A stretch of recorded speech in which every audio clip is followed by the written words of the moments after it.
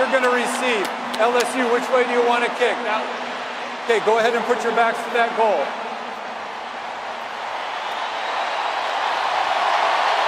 Clemson shall receive the opening kickoff. Good luck, guys. Let's have a great game. Ed Orgeron wants his defense on the field first to build all this crowd noise and show confidence in that unit against Trevor Lawrence. Maria Taylor with Dabo Sweeney. Maria. Thanks, Chris. Well, Coach, your team's been doubted all season, but you told them they'll have a chance to prove that they are the best. What makes you confident that they'll be able to win this matchup tonight? Well, I mean, we got a good team. I like my guys, so I watch them practice every day. Got a great group of people that love each other. Hoping we got a chance. All right, thanks for your time, Coach. Now we send it over to Tom Rinaldi. Maria, thank you very much. Ed, all it's taken to get here, all it means to you.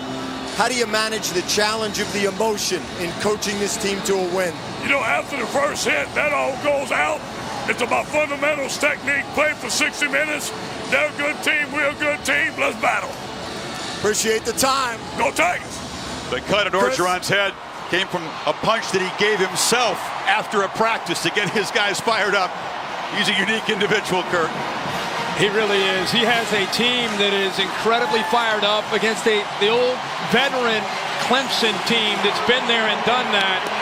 That leadership and experience would tend to give the advantage to the Clemson Tigers, but we'll see about the emotion of LSU here early. Orgeron hoping for an early stop, hoping the crowd will continue to make life tough on Lawrence. They've got the busiest and the best kickoff man in the country. Avery Atkins, a sophomore from Auburn, Alabama, to boot it away. Travis Etienne hoping he'll have a chance against all odds to return this kick. Comes from Jennings, Louisiana, about 100 miles away. Tigers versus the Tigers for the title. Should be a lot of fun.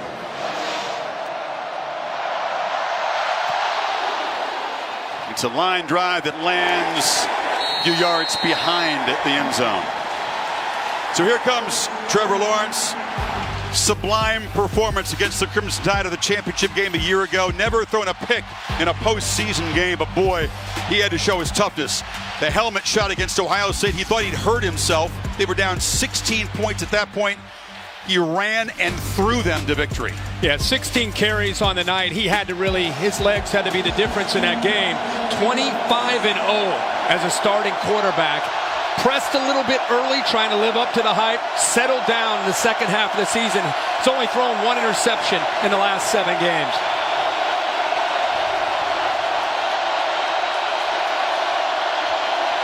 Looking to throw, and it's Justin Ross. A trick play right off the bat. Etienne takes the handoff from the receiver. LSU not fooled. Christian Fulton made the play. Yeah, LSU flying around. Clemson trying to catch them napping a little bit, trying to get the ball to the outside. Etienne's going to have a big night. T. Higgins didn't play well against Ohio State, got dinged up. Will have to play incredibly well on the perimeter. Chason, the best pass rusher, and Stingley, the top freshman corner in the nation. Free play, and it's caught downfield. Ross, after the LSU defense had jumped offside, Lawrence makes the most of the free play. Well, Clemson felt the scouting report on the LSU man-to-man. They play a ton of man, but they give you outside leverage. They take away the fade. Offside. They take away the outside defense throw. In the neutral zone at the snap. The penalties decline. The result of the play is a first down. So instead of being able to go to the outside, he pumps to the outside, and Trevor felt that. He felt Chason, who's amped up in this building, jump, and then he knew. See how he goes to the inside? Fulton gave him that move. Clemson researched that in these 2 weeks in prep, knew they could get that inside crease. 35-yard gain.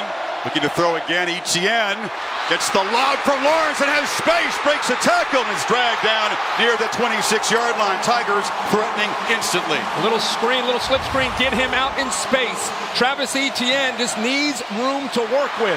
Outstanding, the difference maker in this offense. Nice call, and how about the touch there by Trevor Lawrence going over top of the LSU defense. Throwing again. This is Amari Rodgers, muscled out. Etienne as a receiver was a monster against Ohio State. Those 2 touchdown receptions were huge. Yeah, Ohio State won the line of scrimmage. They couldn't run the ball. They feel they can run him maybe on the edges, but they really think he could be a difference in the pass game like that. Isn't it interesting? LSU, this crowd, this environment, Clemson's answer to that is attack, aggressive, going after LSU, getting them on their heels, taking this crowd out of the game. 4 plays, 4 passes. Lynn J. Dixon is now to the right of Lawrence in the backfield. He's got the football trying to get wide, but the LSU defense sets the edge and knocks him down for a 1-yard loss. Rashard Lawrence on the play. Yeah, Jacoby Stevens, number 3, does a really good job of setting the edge. He didn't necessarily make the tackle, but he got off the block of J.C. Chalk, forced him back to the inside. Dixon back to the inside, where the linebackers, led by Queen, are able to make the play with that great speed. First 3rd down. Clemson converting at 46% this season. He recognizes pressure right there. Let's see if LSU gets out of that. A dummy called. Grant Delpit tipped his hand, showing pressure from the inside. Looks like he's backing off now. Lake Bucket 2. Here he comes. And they've got Lawrence for a sack back at the 36. Delpit, Kirk it was who got through. Well, I think Clemson felt they had him, and then they backed out of it. He's right here. He kind of sits back, and then he comes a little bit on a delay. I think it's good coverage downfield, nowhere for him to go with the football. So Delpit, even though he's kind of in a safe blitz, eventually gets home. So that forces a long field goal attempt. B.T. Potter is the sophomore from South Carolina. Check it. They're not going to go for what would be a career long.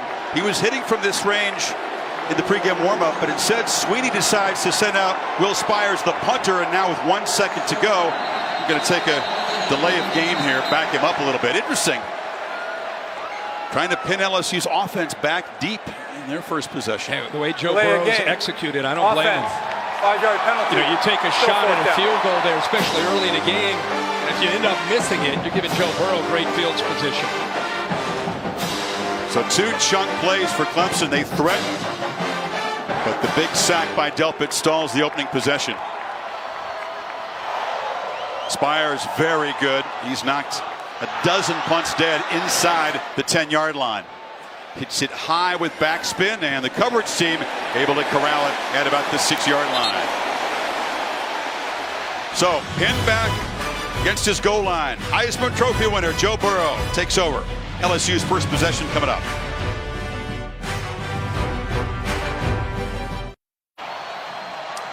Joe Burrow comes from Athens in Southeast Ohio, star in hoops and in football. Not recruited by his dream school, Nebraska, where his dad and brothers played. Went to Ohio State, played 3 seasons there. Didn't get much of a chance. Transfers to LSU. Last year, pretty good. This year, off the charts, sensational, and broke records for the margin of victory in the Heisman Trophy. Plays the quarterback position like a middle linebacker. Incredible ability to process and get the ball out quickly. Clemson's got to come up with some plans to try to get him out of rhythm early. Empty backfield. 5 playmakers flanking Burrow. And he's going to scramble and stays alive and chucks it downfield, and it's caught at the 43 by the tight end Thaddeus Moss. That's part of Burrow extending plays, but there is a flag down back near the line of scrimmage, so hold on. Yeah, there's got to be a man downfield. Adrian McGee downfield, offense number 73. 5-yard penalty, replay, first down. Yeah, the left guard, Adrian McGee, that's a long time in pass protection. And he eventually gets across the line of scrimmage. You'll see him, but how about the job here? This is what makes this guy so good. Burrow, they've got it. Foster's unable to bring him down. And then there you see the offensive lineman right here. They're a good 7 or 8 yards downfield when he makes that throw. So take away a potential big play, the creativity. And by the way, Brent Venables' first play, bringing Isaiah Simmons off the slot on a blitz. Negates a 36-yard gain, makes it 1st and 13.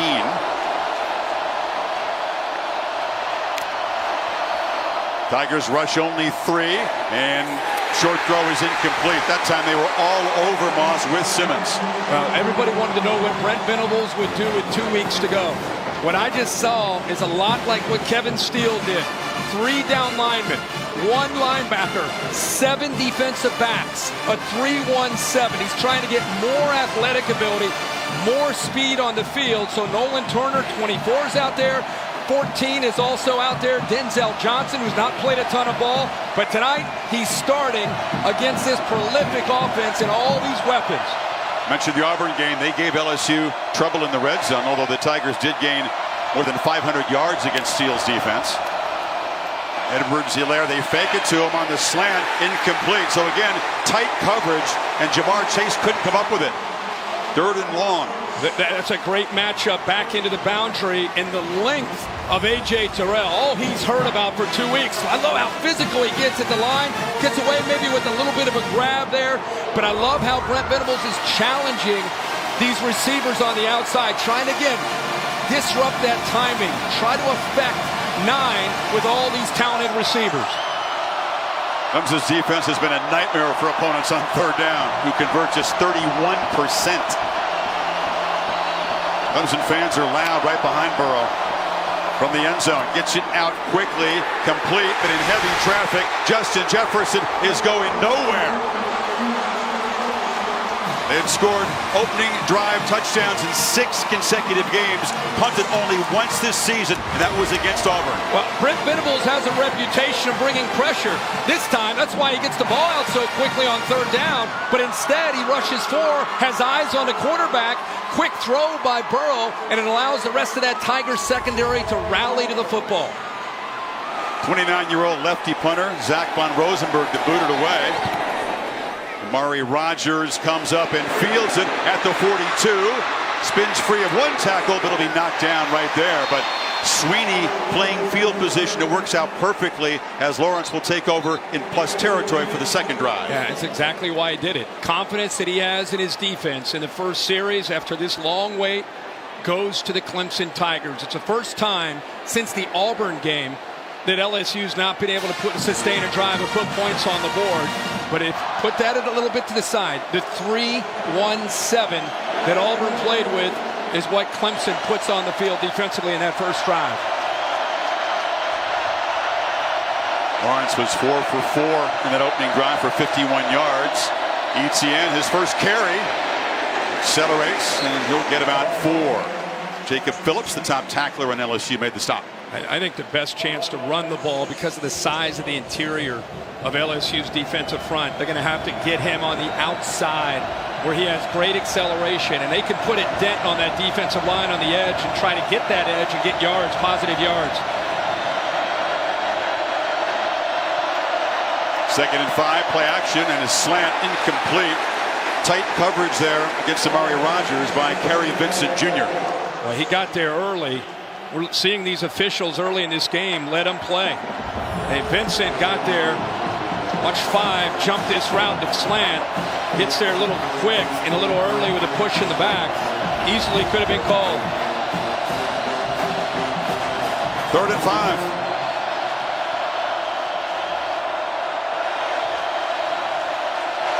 This is where they've got to be able to win, right there at the top with T. Higgins. One-on-one. Lawrence is looking to the right and launches downfield over the shoulder, just a little bit too far for Higgins. Christian Fulton, the stud corner in coverage. Now they went with both their most talented receivers into the boundary. See Justin Ross and T. Higgins. It creates one-on-one. There's that outside leverage, a little pull there, but the ball not really catchable. Outside leverage forces Higgins to the inside, just not able to connect. Pretty good coverage there by LSU. So for the 2nd time in 2 possessions, Clemson gets inside the LSU 40, but stalls, and here's Spires trying to do what he did about 4 minutes ago, which has been LSU deep.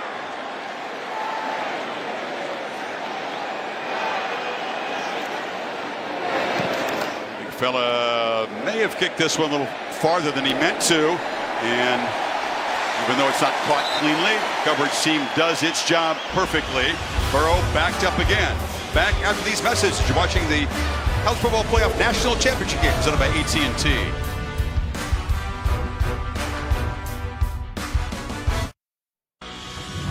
The College Football Playoff National Championship game is presented by AT&T and in part by the Ford F-150, built Ford tough. Allstate, reminding you that football season is mayhem. And the Nachos Party Pack from Taco Bell. Each Clemson championship was won as an underdog in the ultimate game. About 600 miles from here in Clemson, the streets are packed for a watch party. That's a crowd. Seen their defense get Burrow and company off the field with a 3 and out. The loss of 1 yard. That drive began at the 7, Kirk. Now they're at the 4. Joe Brady telling us this week, along with Steve Ensminger, that they don't know what defenses are going to do when they play them because they've been so effective and so explosive. Now they've got the book on them. They see that 3-1-7. They're seeing different look, and now they have a feel at least for what Brent Venables wants to do against this offense. Now they make their adjustments. Thaddeus Moss, Randy's son, motioning to the right of the formation. 3 receivers bunched there. And it's Edwards-Helaire who's hit in the backfield. Simmons is all over the place in the early going. But he's got 8 guys up close to the line of scrimmage anticipating a run here. And they guess right. Nobody's there to pick up Isaiah Simmons, who comes off the edge again. And you're right, he's active, Chris. Now Burrow from the end zone. First completion of the night. And he finds Chase, who's a couple yards short of the marker. Kendrick in coverage. Challenging Chase, challenging these receivers. That's their answer. They'll try to slow them down, not giving them much space at all to work with. Playing with tempo, they get it out quickly, but it's incomplete. Pressure got to Burrow. The throw was inaccurate to Jefferson, and the punt team comes out again. Well, this odd look with 3 down linemen really opens up the playbook for Brent Venables to bring pressure. It's making the offensive line guess where that pressure might come. That's why that opened up like that and freed Isaiah Simmons. Joe Burrow typically in command, setting the protections, understanding where the blitz pressure is, and after the first 2 series right now, he's kind of scratching his head, trying to figure out Venables' scheme. 2 for 5 in the early going. A punt not very good by Von Rosenberg, but it gets a nice bounce. And Clemson will be backed up in their own end to start at about the 32-yard line. Burrow and the Bayou Bengals used to exploding early on offense. Hasn't happened scoreless midway first quarter.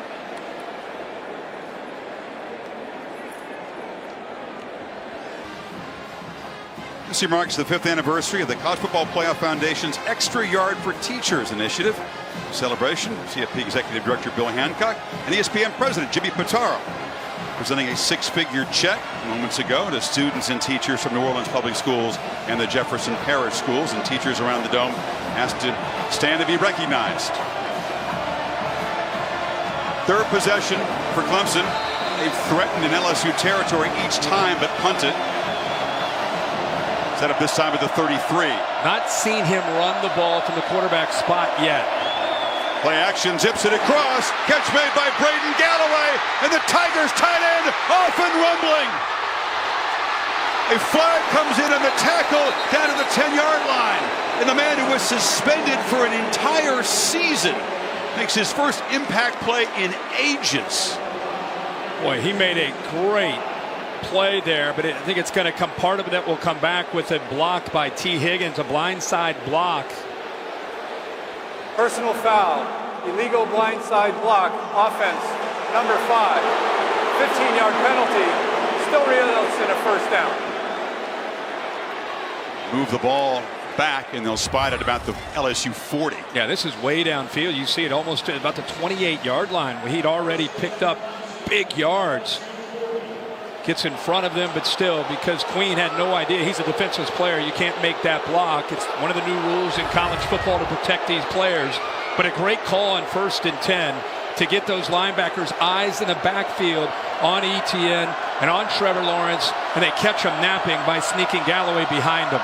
The game is 42 before the penalty. Pump fake. Lawrence still's got the football looking to run, makes a cut, and slides down at the 30.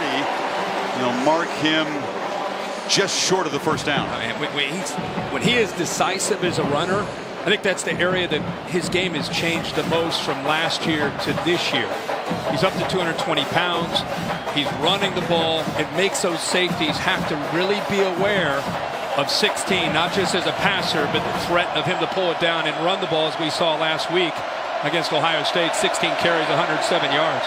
All of a sudden, you got to pay attention to the Clemson tight ends. Galloway in the slot to the right.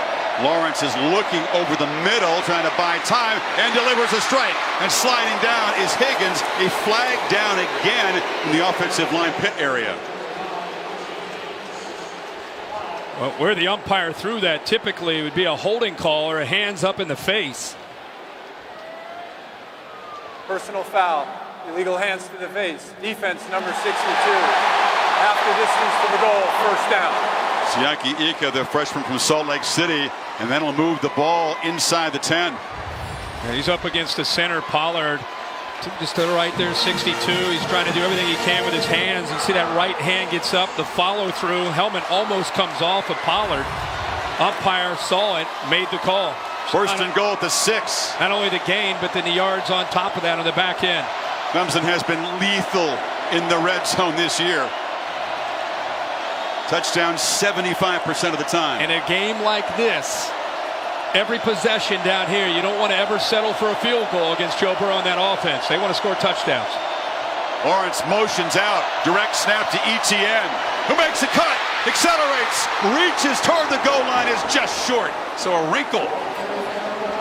They're just coming out unloading everything right now as play callers with Jeff Scott and Tony Elliott. It's interesting to see how quickly he puts his foot in the ground, accelerates, and then the power to almost extend to that goal line. Second down. Lawrence has still got it. He's got a stand-up touchdown. And the Clemson Tigers draw first blood in the Superdome.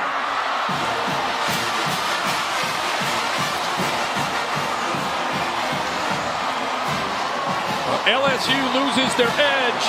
It's an area that they really challenged. Trevor Lawrence is making the right read and giving a good feel on his own read. Stay on that ride, make him commit to Etienne, and then pull it out and get to the corner for the touchdown. BT Potter on for the conversion. 5-play, 67 yards to reach the end zone, and LSU is behind for the first time in 25 quarters since late October. Lawrence as a runner again, just like against Ohio State.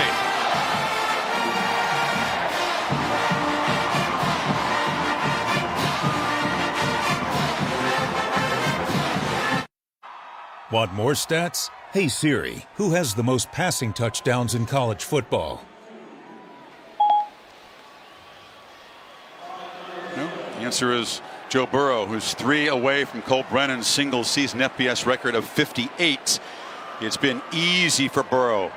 8 touchdowns in the first 9 possessions of the semifinal romp over Oklahoma. But just like last year's championship game, Clemson's defense has set the tone early. It was a pick 6 by A.J. Terrell last year, and they have stymied LSU, which gains about 8 yards of play. Kirk, they got 6 yards in the first 6 plays. And they've also been backed up deep in their own area. They're inside their own 5 one time at the 4-yard line, also at the 7s to Steve Insminger on the right, calls the plays. Joe Brady, who's been such a big splash as the passing game coordinator coming over from the New Orleans Saints, has brought more of a NFL scheme to this offense, and it's been dynamic. When you're talking about an offense that scored 49 points a game to lead the country. They've gone through everybody. In these first 2 possessions, they're kind of guessing right now against this 3-1-7 look with the 7 defensive backs. See what they do to counter what Venables has thrown at them early, Kurt. Clemson brings pressure on first down. They pick it up. The throw to Edwards-Helaire, but not much after the catch. Tanner Muse forced them out. Well, we sat down with them. They talked about dime and whether it's 5, 6, 7 defensive backs with what they call penny. They said we want to give Joe full progression reads, meaning give him a chance to get the ball out of his hands quickly, find the matchup that we like best. Look for the slant, now delivers, and it's caught by Terrence Marshall, and LSU's first down out across the 40. And that time he had enough time to eventually find that window. Nice delayed route there where Marshall's able to get underneath. Good protection, good timing that time. One of the first times we've seen LSU with that timing that, again, has been historical in the 2019 season. 15-yard gain off the play action. Burrow is pressured, steps up, cannot escape. He'll be sacked by Justin Foster. who has to step up tonight, Kirk, because Niles Pinckney can't go. That's right. He's on the edge. You wondered the edge tonight. Isaiah Simmons, they've been bringing him quite a bit when they feel that they can get home on passing situations. Here's a 1st and 10. And because Simmons forced him to step up, Foster eventually gets off of his man and gets to Burrow. Pinckney has an ankle, so guys like Darnell Jeffries, Foster will play a bigger role tonight. It is a deep defensive front, though. 2nd and 13. They show pressure. It's picked up. Burrow throws, but again, that's off target. And Burrow looks nothing like he did through the first 14 games so far, does he? Not at all. And as soon as he saw his running back, Clyde Edwards-Helaire, go all the way to the top of the screen, matched up against Isaiah Simmons, that's the matchup that he wants. But first of all, the receiver, the running back here, Edwards-Helaire, doesn't separate from Simmons with that route. And Joe looked very uncomfortable with that delivery. Usually the ball comes out quick, it comes out crisp, tight spiral, accurate. Not the case there. 0 for 2 on 3rd. They need 13 yards here. Tight bunch formation. Play clock at 2. Just get it off. Burrow scrambling, scanning, fires downfield, in and out of the hands of Jamar Chase. Terrell in coverage, and they force another punt. Well, they're giving the feel as if they're bringing pressure here with Skowski. They'll move the freshman around. He actually ends up getting there, Tyler Davis. But he's able to keep this play alive with his athletic ability. Great coverage downfield. They're covering for a long, long time. And there again, the length of A.J. Terrell at 6'1", 190, able to stretch out and knock that ball away. Already the 3rd punt for Von Rosenberg. He only had 3 punts combined in the wins over top 5 teams, Georgia and Oklahoma. This one will roll dead at the 25-yard line, but Lawrence and Clemson takes over up 7. Well, it's coming up Saturday, February 22nd, the biggest heavyweight fight in decades. Deontay Wilder, an Alabama guy, faces the lineal champion Tyson Fury, live from Las Vegas.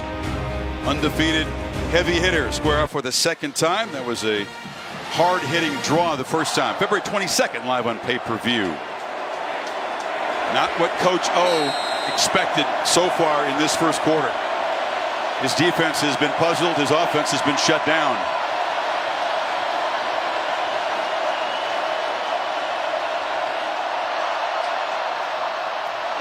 Play action. Lawrence steps up and launches deep. Higgins, and it is broken up. Flags come in. It was Delpit coming late. Fulton on the coverage against Higgins. Well, they're not hesitating when they get single high to try to get that ball back to T. Higgins one-on-one. Pass interference. Defense number 1. 15-yard penalty. Automatic first down. It's the 3rd time that they've tried to go vertical to T. Higgins, who has great acceleration, pretty tight coverage, but he's got a step on him. They're going to take that shot. Delpit, who's got great closing speed, comes over, but an easy call there for the officials on the PI. They'll also take the penalty over the big gain. Moves the ball to the 40.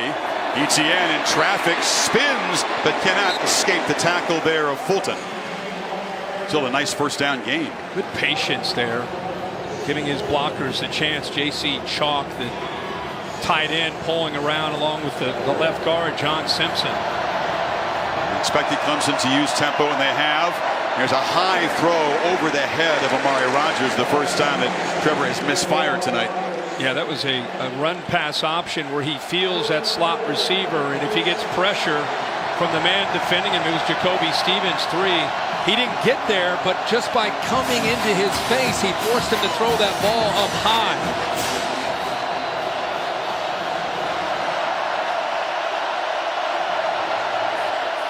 Clemson needs 4.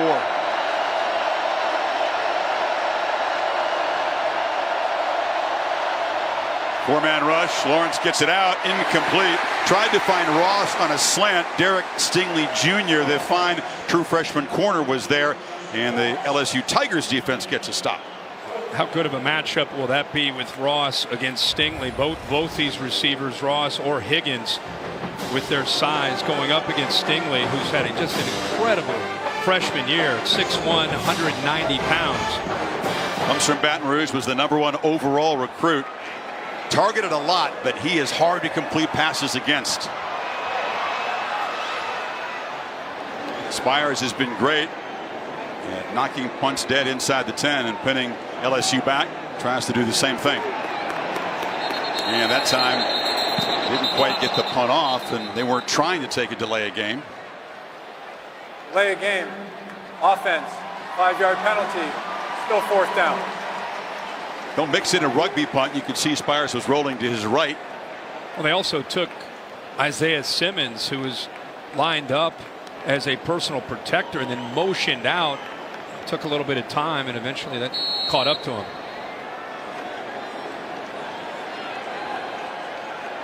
Brief conversation a moment ago between Sweeney and Spires. The third-year punter for Clemson. Nothing tricky. It's a low boot. Stingley on the run. Can he make a man miss? He does make a couple of guys miss. Athletic return as he spins out near the 30-yard line. Well, Taco Bell has brought the best of the regular season to the CFP. Taco Bell Live Más student section, providing free tickets to students from both schools, giving the biggest game back to the biggest fans. Boy, if I'm Joe Burrow, and we've bragged all year about his receivers, his tight end Moss, Hilaire, the running back, how they have such great futures in the NFL. But right now, they're losing the one-on-one battles to that Clemson secondary. And that's a first this year. Late pressure. Burrow gets it out. Moss makes the catch. Not much after the catch as Simmons was all over him. That time he felt that blitz. One of the first times he saw the blitz of Kayvon Wallace and Skowski coming from his right, so he knew that he had a void. They just didn't have the numbers there, so at least he's able to get positive yards on 1st and 10.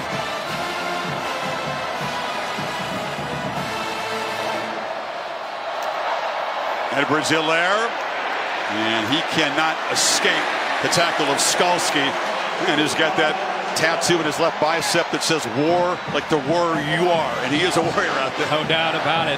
He's had a monster year. They go with that condensed formation, and that gives Clemson a chance defensively to bring 8 guys up close to that box area where Brent Venables has more bodies than they can block, but they're still able to fight for that 1st down.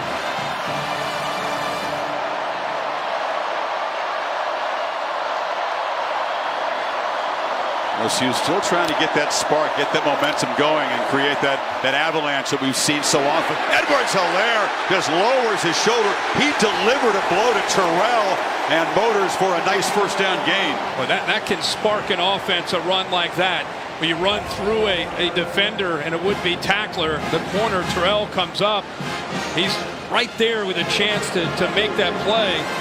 But it gives you an idea of the low center of gravity, how physical of a back Clyde Edwards-Hilaire can be. Low center of gravity, a nice way of saying he's very short. Yeah. But very effective. Now Burrow going to launch downfield for Chase. Who's got it? Touchdown, LSU.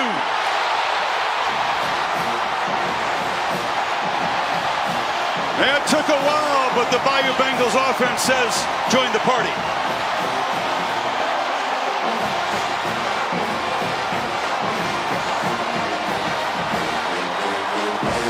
Well, that's the answer from Joe Brady and Steve Ensminger. Win the one-on-one battles outside the numbers. Jamar Chase has done that all year. What great ball skills and vision. Battling there with Terrell. Fighting, losing his balance, and keeping his eyes on that football to come up with a touchdown. The sophomore who won the Bolitnikoff Award as the top receiver, Kirk, scores for a 13th time this season on a deep shot. That's by far the most. Yeah, and the thing is, they've been doing a good job with Brent Venables' scheme of putting up the pressure. These safeties have been cheating. You get him here, you get this guy down. They're trying to take away a lot of the quick throws, a lot of the underneath things. And this time he just kind of sits there, but Turner's not able to get back and help Terrell out. So it's essentially Terrell on an island against Chase, gets behind him, And there's the accuracy of Burrow for their first touchdown of the night. It was good on good in that matchup, and that one goes to the supremely confident sophomore from the supremely confident senior. What that can do is that can now the threat of that is going to give Brent Venables pause on all this pressure, and now you can get back to trying to run your basic offense, the quick throws, the quick slants, and the run game, and eventually take another shot downfield if you get isolated one-on-one. They were quiet and surprised by Clemson's fast start, but now it's 7 apiece. See what Lawrence can do. They will not have great field position this time after the touchback. Aerial coverage provided by Goodyear. Some of the fog has lifted in New Orleans. That's good news. Goodyear recognizing those who strive to rise above the rest. Goodyear more driven. One of the great moments, Kirk, that have happened inside this dome. 7 Super Bowls, a whole bunch of championship games. In fact, the last 4 times LSU's played for a title right here in this building. You've seen the first 3. Yeah, think about it. When I think of this building, I think of Michael Jordan, right? Making that last second shot as a freshman to win a national championship. Or Muhammad Ali, or Sugar Ray Leonard. So many great things.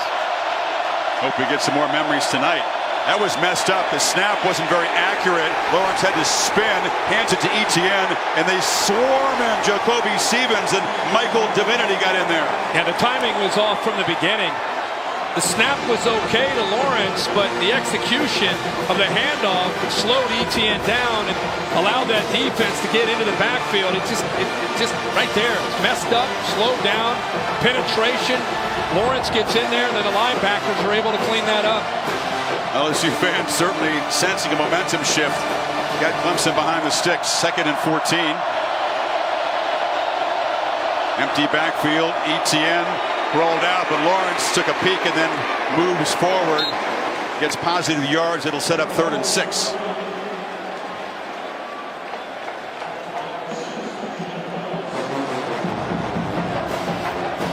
A 67-yard touchdown run against Ohio State is a play we'll never forget.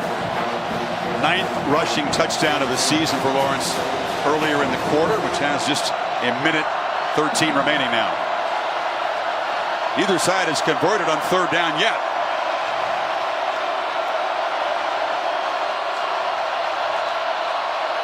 Some confusion on the LSU side as they try to get lined up. Lawrence under pressure, chased, flips it downfield, and has Galloway, the tight end, for a first down across the 45. His 2nd catch. Chris, you picked up on it, the confusion of that LSU secondary, and then they're in the fact that they were not able to get to Lawrence. There's his athletic ability, keeping the play alive, throws back against his body, but nobody there to pick up Galloway. 18-yard gain on 3rd and 6.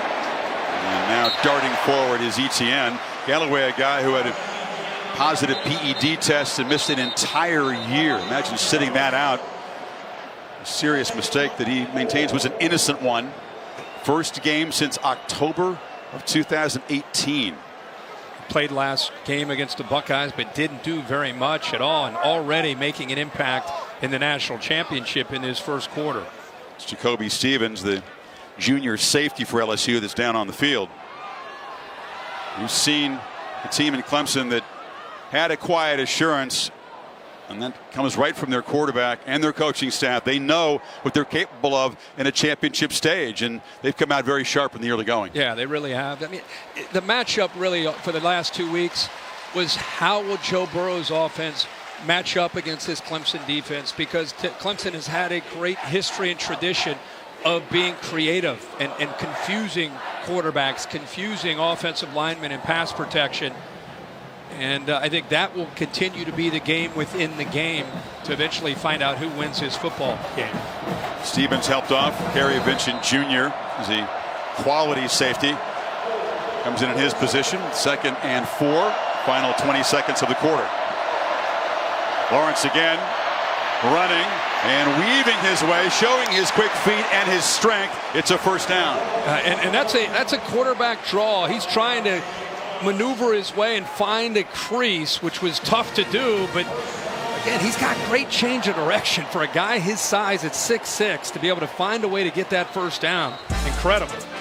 But Clemson has controlled the clock and the field position. They struck first. The lightning strike to Jamar Chase ties the game at 7.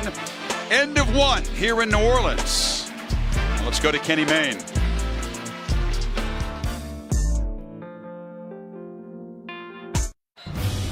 Seven apiece, start the second quarter. College football playoff national championship game presented by AT&T. Clemson trying to add to its impressive trophy case, trying to go back-to-back 15-0 seasons and win that CFP trophy. Not supposed to be able to do that in the playoff era. Remarkable. Trying to win it for the third time in 4 years. It'd be each time against a 14-0 heavyweight from the Southeastern Conference. Begin the second quarter. On the move with the LSU 42. Then Jay Dixon spelling ETN in the backfield. You fake it to Rogers. I pop it to Rogers. It was a pop pass, cleverly done. He gets some speed, gets the corner for about 6. They're going to continue to challenge those edges of the LSU defense. If they're going to try to get pressure, think about just the pass rush. That's a good way to keep them honest, to make them have to respect that aspect, whether you run ETN or you use a jet sweep, in that case with Rogers. 2nd and 5. Lawrence has got it, rolls out, delivers a long throw over the head of Justin Ross. You see the arm strength, but it wasn't accurate. Yeah, it gives him that zone read feel and look for the defense, trying to bait them up, trying to get those linebackers and defensive backs to come up and try to get a one-on-one matchup he can win. And because Stingley was in great position, he tried to go back shoulder to get the ball to Ross where he can maybe have a chance, but obviously the ball sails on him. Good coverage there by the Tigers, by the LSU Tigers. You got to clarify today. I know. 3rd and 5. It's Rogers motioning across. Dixon is the back, and Lawrence is pressured. Flips the ball to Dixon at the last minute. Dangerous play, but it worked out. Caught, but 3 yards short of the marker at the 35. Caleb Chason has had a great last 2 or 3 games. Relentless effort. He actually went to the ground, got back up, and still got this pass rush on Lawrence before he's able to get it out just before his knee touches and get it out to Dixon. But boy, Chason is right now a factor coming off the offense's left side against Carmen. Field goal team is on the field. B.T. Potter to try this from 52, which would be a career long. He's hit from 51 twice. LSU's field goal team ran on very late. The kick is away, and it is good from distance. As the sophomore delivers a new career long, a 9-play, 40-yard drive, and Clemson back on top. He drove it low and had just enough. Hasn't been a great season for the young kicker, but he delivers on a big stage. 10-7, Tigers in orange.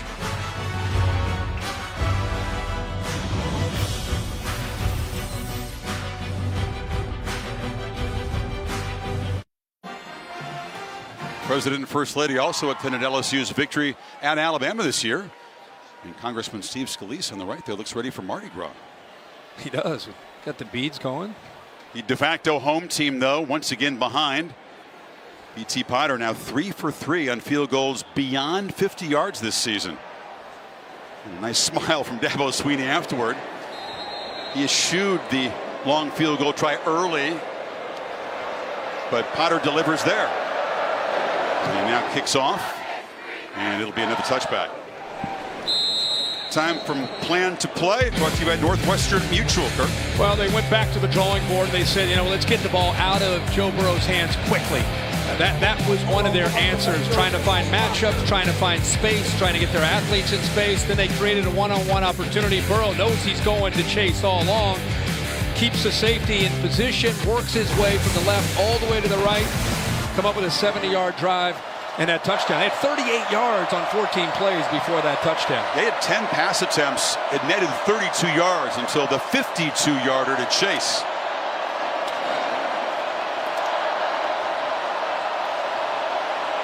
Gotta hurry.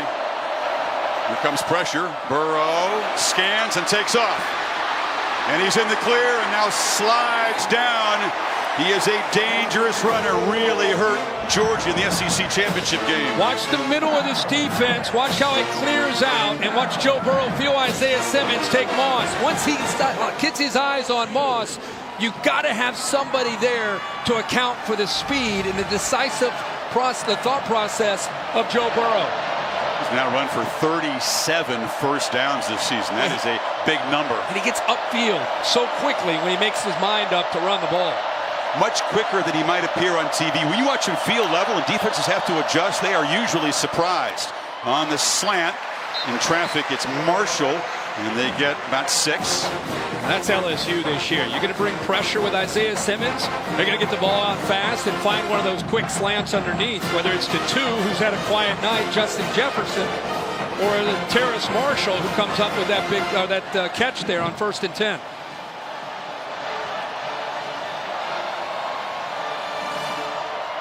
Clemson again in that 3-down lineman look. 1 linebacker, 7 DBs, and Burrow has to force the ball into coverage there. Simmons is all over Thaddeus Moss. They're keen on taking away the tight end tonight.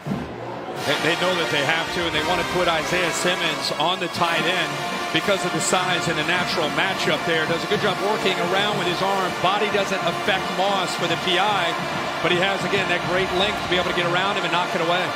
Butkus Award winner, made it a long time to make an impact play against Ohio State. Finally had the pick.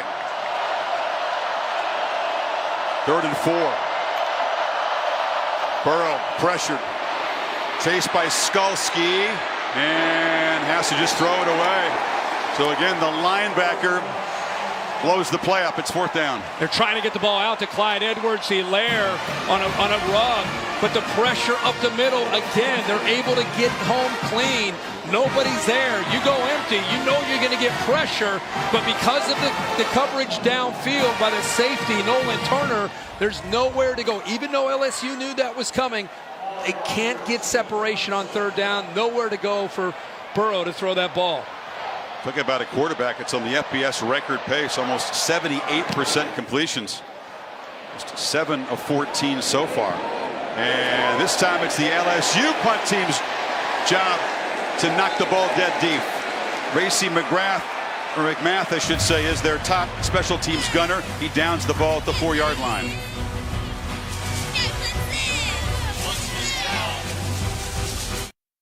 The College Football Playoff National Championship Game, presented by AT&T, is brought to you by Gatorade. For the athletes who give everything, nothing beats Gatorade. And Samsung QLED TV, bringing 4K to tonight's megacast for the first time ever. LSU winning championships on home soil, a familiar theme. Odell Beckham Jr., the Honey Badger, lots of legends on both sides here. LSU once beat Clemson in a Sugar Bowl in a perfect season. A 7-zip thriller, Kirk. That's right. Patrick Peterson. Halfback pass. Coming up at halftime, CFB 150 celebrated by the 11 greatest players in the history of the sport will be saluted. That'll be a lot of fun. We saw LSU in that first quarter pinned inside their own 10 a couple of times, unable to be very effective, get any traction. Let's see how Trevor Lawrence handles it. Kobe Stevens, the safety, is back in the game. Lawrence on play action from the end zone, fires a long throw. Ross makes the catch. He'll be wrestled down to the 28 by Fulton, but a 1st down. Well, just a great route by Justin Ross. They're going after Fulton. Inside move to the post, comes to the outside. Fulton never had a chance. Great eyes, great patience that time by Ross. Really sold that inside move to make Fulton bite on it before he cut back outside. He's been tough to beat this year. He's got a 1st-round NFL draft grade, does Fulton. 24-yard gain. And a handoff to Etienne, who bounces it. And scoots and still going. Etienne tight-roping into LSU territory. Delpit finally forced him out.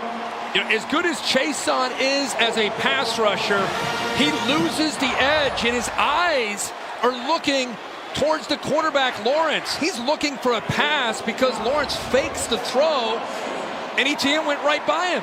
Got 29. He's got it again. ETN would love to match the feat of his little brother Trevor, who scored a touchdown in this building. They lost the 3A state championship game, but Travis has never scored a touchdown in the Dome. Well, he's on his way. It looks like they're having a big night. They are having a hard time setting that edge, and just like that, Clemson inside their own 5, and now plus territory to 36 of LSU. Big chunks of yardage. Linday Dixon on a reverse. It's Higgins. Lawrence throws a block. Higgins is off and running. Breaking tackles, banging off people. Touchdown. Clemson stretches the lead. Wow.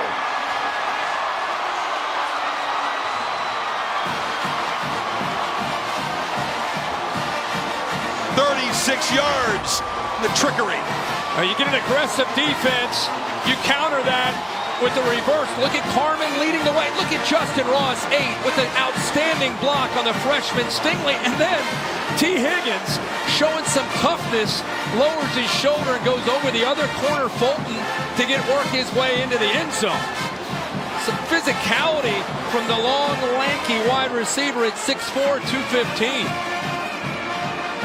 AT&T Pylon Cam shows you the touchdown. He kept his feet in bounds. And, hey, Kirk, Clemson backed up. They don't care. Gets Ohio State. 94 and 99-yard touchdown drives. This one, 96 yards in 4 plays. Just like that game-winning drive was out in the desert. Shows the confidence they have in their quarterback with their play calling when they get pinned back like that. Already 263 total yards. LSU just 117, about half that on the one big play. Yeah, again, LSU is trying to, they've had a hard time being able to stop the edge. And so they're going to fly. Watch this defense fly to stop the potential run. Out of position, Carmen showing some athletic ability, but that block by Justin Ross is just outstanding, and love to see T. Higgins lower his shoulder. Trevor Lawrence kind of helps set that edge, does his job, just stands in the way of the big defensive lineman. Well, Kirk, we wonder what would happen if this front-running LSU team, this offense that's been unstoppable, meets their match against a talented defense and falls behind. Dabo Sweeney's team is up by 10, and we're about to find out right now. I wish he'd start having some fun down there as a coach. For those in orange, that was a fun play. Trickery, a bunch of guys doing their jobs, and Higgins finishing it with a physical move inside the 5-yard line. And right away, you saw Dabo go down and work the defense, trying to get them to respond to that drive and touchdown, put Clemson up. LSU has not been behind by double digits all season long. Another reminder, Saturday night, UFC 246 in Vegas. Conor McGregor, long-awaited return to the octagon against the Cowboy. Donald Cerrone holds the UFC record for most wins. Prelims at 8 on ESPN, main event at 10 Eastern. Go to ESPNplus.com/PPV. See Dabo congratulating Justin Ross, not T. Higgins, just for the block. Burrow on the slant. Chase has got it, and first down out across the 40. How do you defend slants like that consistently all night? You can't, because what he's looking at is the linebackers coming up to stop the run, so it gives him a passing lane on the run-pass option. Usually, you don't see a quarterback work to the backside. You've got to have inside leverage to take away those quick throws. That's just great execution, though. It's tough to stop. Justin Jefferson, we're used to seeing him catch those slants. Just one catch so far for -1 yard. Clemson brings the pressure. It's picked up, and now Burrow is launching downfield, and it's Chase again who's got the catch, and again fighting inside the 5. Terrell was beaten again. He did save the touchdown. So if you're going to pressure Joe Burrow, it's just going to come down to, do you get to him or not? Because if you're going to leave Jamar Chase and Justin Jefferson one-on-one, they're going to continue to go downfield because of the confidence that they have that they will win that one-on-one matchup. Edwards-Helaire on first and goal is stopped by Nolan Turner, the safety who invaded the backfield. So plays of 52 and 56 yards already to Chase. That's another one of their answers to this pressure is, hey, if we get one-on-one, let's get downfield and make a throw. Boy, Dabo Swinney, a full sprint. That was like a 40-yard sprint to try to get that time out. The headset went flying. He saw something he didn't like down there as LSU went empty. Dabo's still a guy, you wonder about pulling a hamstring, but he does sprint out. He gets good and warmed up. He does. He sprints onto the field, full sprint. Maybe it's for those kind of opportunities. That was good 30 yards. Well, they were celebrating seconds ago, but you can see why, even though LSU's not used to being behind, no lead is safe. They dangerously have moved inside the 5-yard line. You know what's great about this game is the confidence that both coaches have in their quarterback, and that they feel that we're going to continue to fight, we're going to continue to be aggressive, we're not going to get conservative, we're not going to think, oh boy, they've got us off track, let's pull back a bit. No. Keep going full steam ahead, keep believing in Joe Burrow, keep believing in Trevor Lawrence, and make this defense, even with this system that's gotten us a bit off track, make them have to respond to us. This is great versus great. LSU is so tough to stop with their pass game inside the 10, but Clemson's been the ultimate red zone defense this year. It's what won him the game against Ohio State. Edwards-Helaire goes in motion. Burrow is flushed and chased and has to throw it away. Once again, it was Skalski trying to run the quarterback down.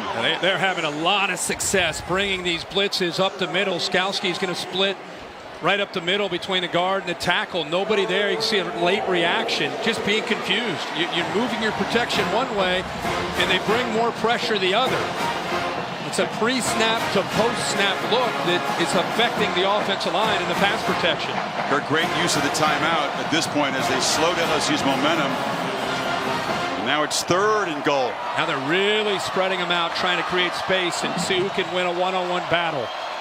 One of those crucial plays early, and Dabo Swinney says games like this, it's just 4 or 5 plays that are going to decide the outcome, but you never know when they're going to happen. They happened in the second quarter of the semifinal. LSU takes a timeout before the 3rd and goal.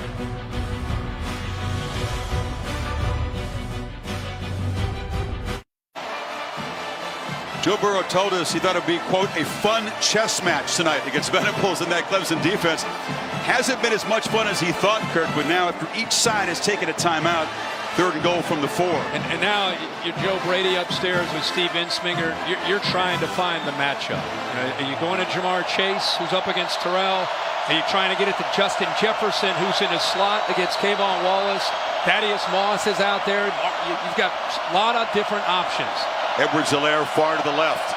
Tigers have yet to convert on 3rd down tonight. One of those big 4-point plays. Burrow looking to run, escapes and scores. Well, they got the Fab 5 playmakers, but you got to keep an eye on the quarterback too. And they called the right thing. They expected an empty, the potential of him to run. He's done that a lot this year out of empty, especially down inside that 5-yard line. They brought the blitz, Isaiah Simmons and Skalski, but it's picked up by LSU's offensive line, and it opened up there for an easy touchdown for Burrow. We said chess match. That one goes to Brady and Burrow.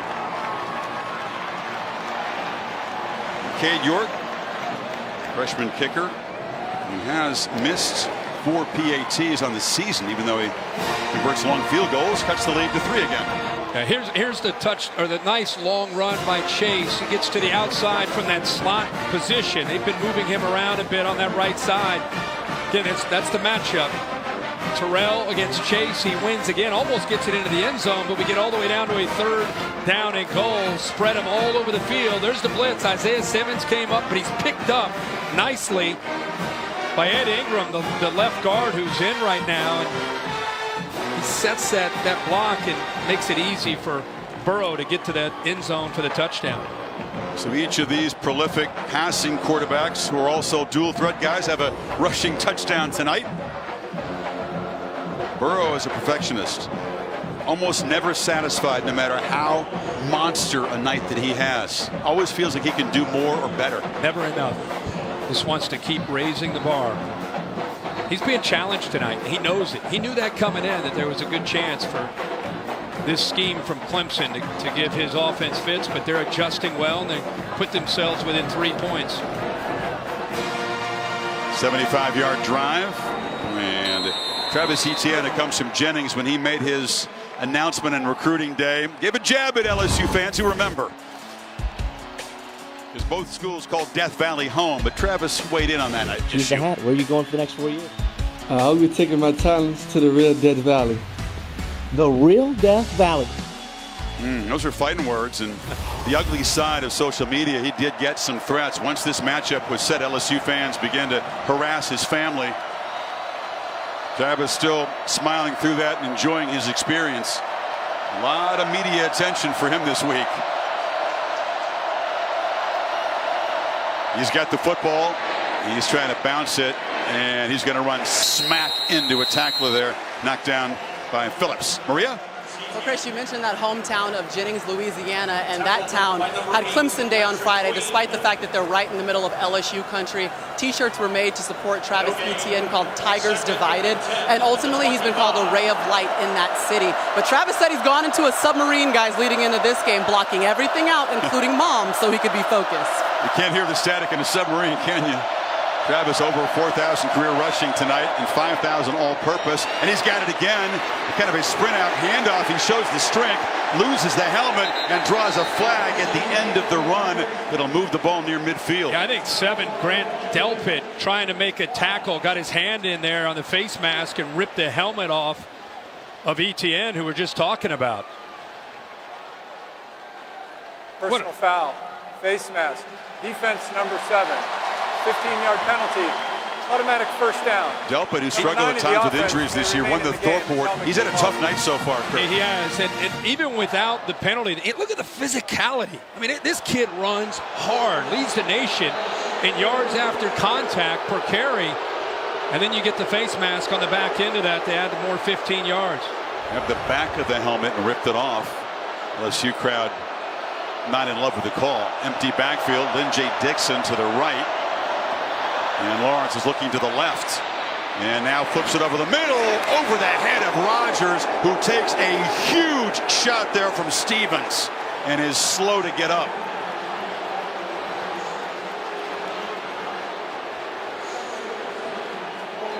He took a shot right in the back. Stevens, who's sitting back there playing his deep safety spot. You know, that's just a big hit right there in the backside of Amari Rodgers. Ball just sailed on Trevor Lawrence. He had him open. Hit him with his shoulder. You can see the whiplash effect on Rodgers. Bill LaMagna is our rules expert in the booth. In his opinion, that's an okay, clean hit. The hit was fine. The timing was fine. He did not go in to the head neck area. Didn't use the crown of his helmet. It's a clean hit. Stevens is a guy that's no stranger to penalties. He's the most penalized guy on LSU's defense, but that's kind of a dream play for a safety. Oh, yeah. See a receiver laid out, and you get a chance to hammer him. Especially if you hit him clean. Mario up and running off the field. Stevens, when you talked to Dave Aranda, the defensive coordinator from LSU, he said, you know, he really helped set the tone emotionally for this defense. Veteran who bounces around and plays a lot of different positions. And this has been a fun one, hasn't it? Clemson's been very sharp. Defense controlled LSU early, but a couple of touchdowns. And now Lawrence and the Tigers right back to work in LSU territory. Dabo Swinney way out on the field. Has to be ushered back to the sidelines. I don't know if Etienne is going to motion back into the backfield, but they have him lined up. Lawrence fires to Etienne in heavy traffic. LSU all over that. Caleb on Chason, mostly a pass rusher, but dropped into coverage that time. Yeah, I think the entire defense, when they saw 9 out wide, it's an unusual look. I think it was an indicator that ball is going to come out. Good chance it's going to go to Etienne. Did a good job of leveraging the football, forcing him back inside. It's for Dave Aranda. We talk so much about Venables. Aranda can really crank up the pressure himself and has a great pass rusher in Chason, who's right there. 3rd and 9. Quick off the edge, but Lawrence rolls away from the pressure, delivers an inaccurate throw to Higgins, and it's 4th down. Pressure, Divinity's back in the lineup. He gets off quick. No call as far as being a little early. He just had great quickness he's got the time to make that throw, and I think he felt maybe a little bit hurried because on the blind side he felt that blitz was coming. Maybe hurried it a bit, but didn't have much of a chance at all for Lawrence. Divinity, a guy who missed 9 games. Media reports of a 4th positive test for marijuana. He is so eager to make a play here in his hometown. He said all that pent-up anger from all those missed games was going to come out tonight, he hoped. After the punt, LSU once again with poor field position, down by 3.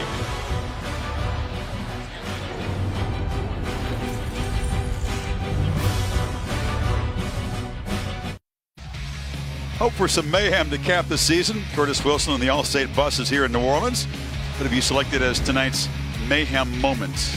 Well, you go back and look at that semifinal game where Ohio State was up 16, and I think the fact that Lawrence gets knocked out of the game and then comes back, and the way he came back to be able to lead Clemson to that win, 16 carries, 107 yards. I think that was definitely a mayhem moment. Showed a different side of his athletic ability that night and toughness as well. LSU from the 13.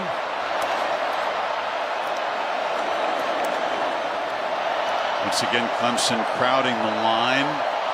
Burrow trying to figure out where the pressure is coming from.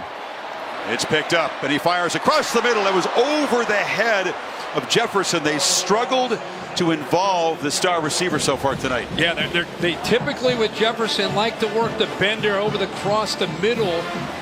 Bring a lot of receivers typically in front of that coverage. This time they didn't, but he's still able to get it over the outstretched arm of Tanner Muse, who in this 3-1-7 is almost playing a linebacker a lot of times tonight. They have him up closer to the line of scrimmage. Jefferson, the guy that has 102 catches this year, has not made an impact yet so far.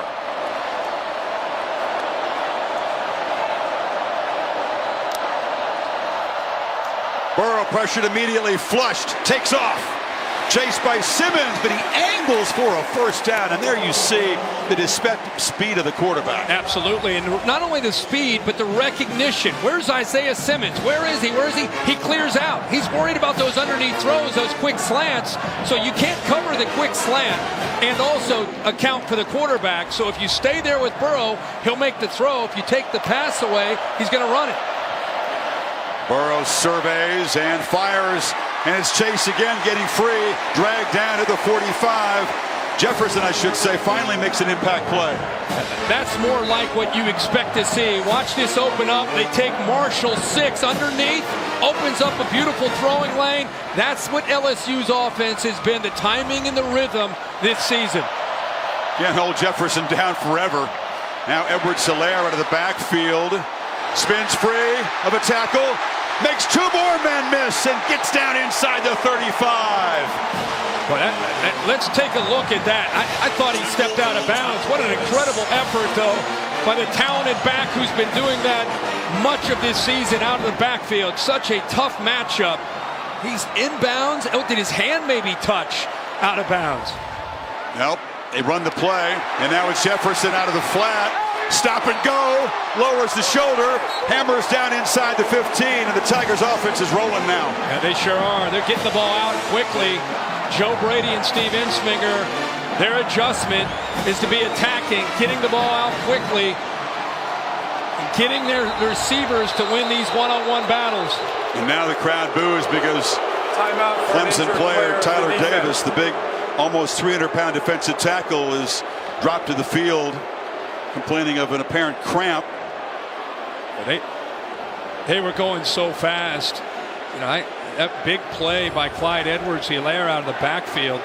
This is where they slipped Justin Jefferson out, brought him from the left to the right. Nobody picks him up, and he is dynamic. Edwards-Helaire, maybe the premier all-purpose back in the country. 50 catches coming in. This to play. Look, you see his hand touches. His feet stayed in, but the hand touched down. But they were going so fast, it didn't give the replay booth enough time to be able to beep down and take another look at that. Gary McNann is the replay official from the Pac-12 here. Davis continues to get stretched out. Again, Niles Pinckney, the starting defensive tackle, the grad student who's played in 4 playoff games, was in tears on the bench before the game. He has 1 more year left. He could come back, but be a tough way to end the career if you're Pinckney, and now Davis has to walk off. We'll see if that was, there's Pinckney there, but you feel for him. Ankle injury is the issue. We'll see if Davis's injury is broken the momentum here of LSU, which LSU fans suspect was the motive all along. First down inside of 6 minutes to play. Ruth Orororo, the true freshman from Lagos, Nigeria originally, with a fun name to say, filling in for Davis.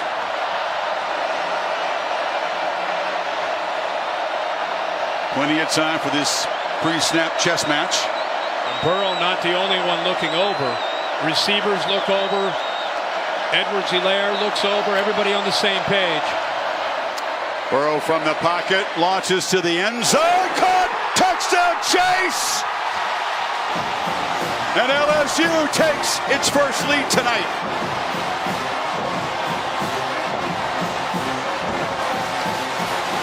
Man, can he drop a dime? I had a chance to sit down with Joe Burrow this week in Baton Rouge about this matchup, and I asked him about, boy, you throw a lot of balls that receivers look covered, but you throw it and you score touchdowns. And he said, those defensive backs are not looking. They're open. I don't care if they're in phase or stride for stride with my receivers. I'm going to throw the ball. It's exactly what he does here with Jamar Chase. He trusts his receiver to make the play. Matched up against Terrell. It's good against good right here. Watch him hesitate and then work towards the fade. The timing of this. Wait. Almost as if he's going to block. Pretty decent coverage till the end. But Burrow knows. See, shows, he kind of flashes that he's going to block. Terrell didn't bite on it. Stays in pretty good coverage. But this is that timing between Joe Burrow and these wide receivers we've seen all year. Chase has caught his 19th and 20th touchdown receptions tonight. Took it 87 yards in 6 plays, barely 2 minutes, aided by the fact that Edwards-Helaire touched his hand out of bounds, but they didn't buzz down in time. That's right. How about Chase tonight? As he said, 5 catches, 147 yards, 2 touchdowns. He was confident, and he's backing it up. Sure is. We're not even to halftime. He's got 147 yards. And he's been going up against the best corner from Clemson and A.J. Terrell and winning that matchup. His teammate Jefferson set the CFP single game record against Oklahoma with 227 receiving yards on 14 catches. Chase could chase that record down tonight if this keeps up.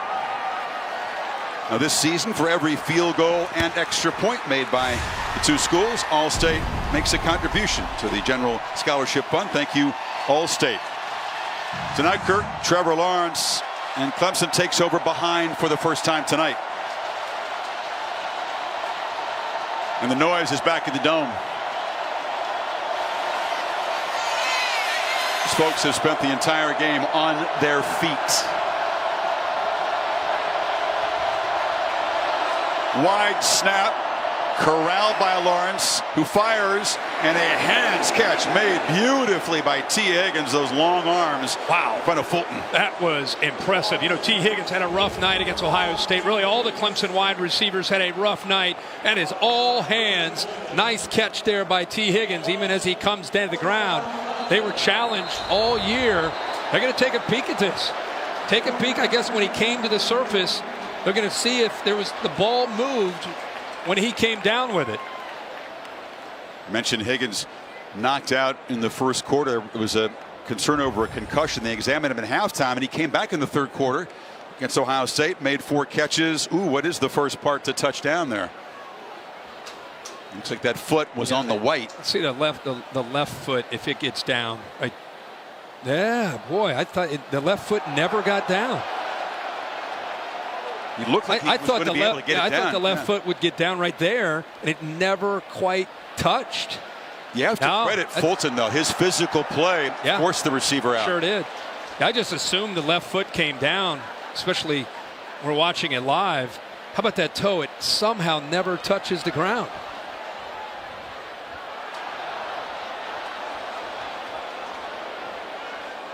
Clemson fans are saying, wait a second, now you buzz down quickly for a replay review? Right. Yeah, they're going to bring this one back. Take away. Gain out to the 36, a 16 or 11-yard gain. It'll be 2nd and 10. Yeah.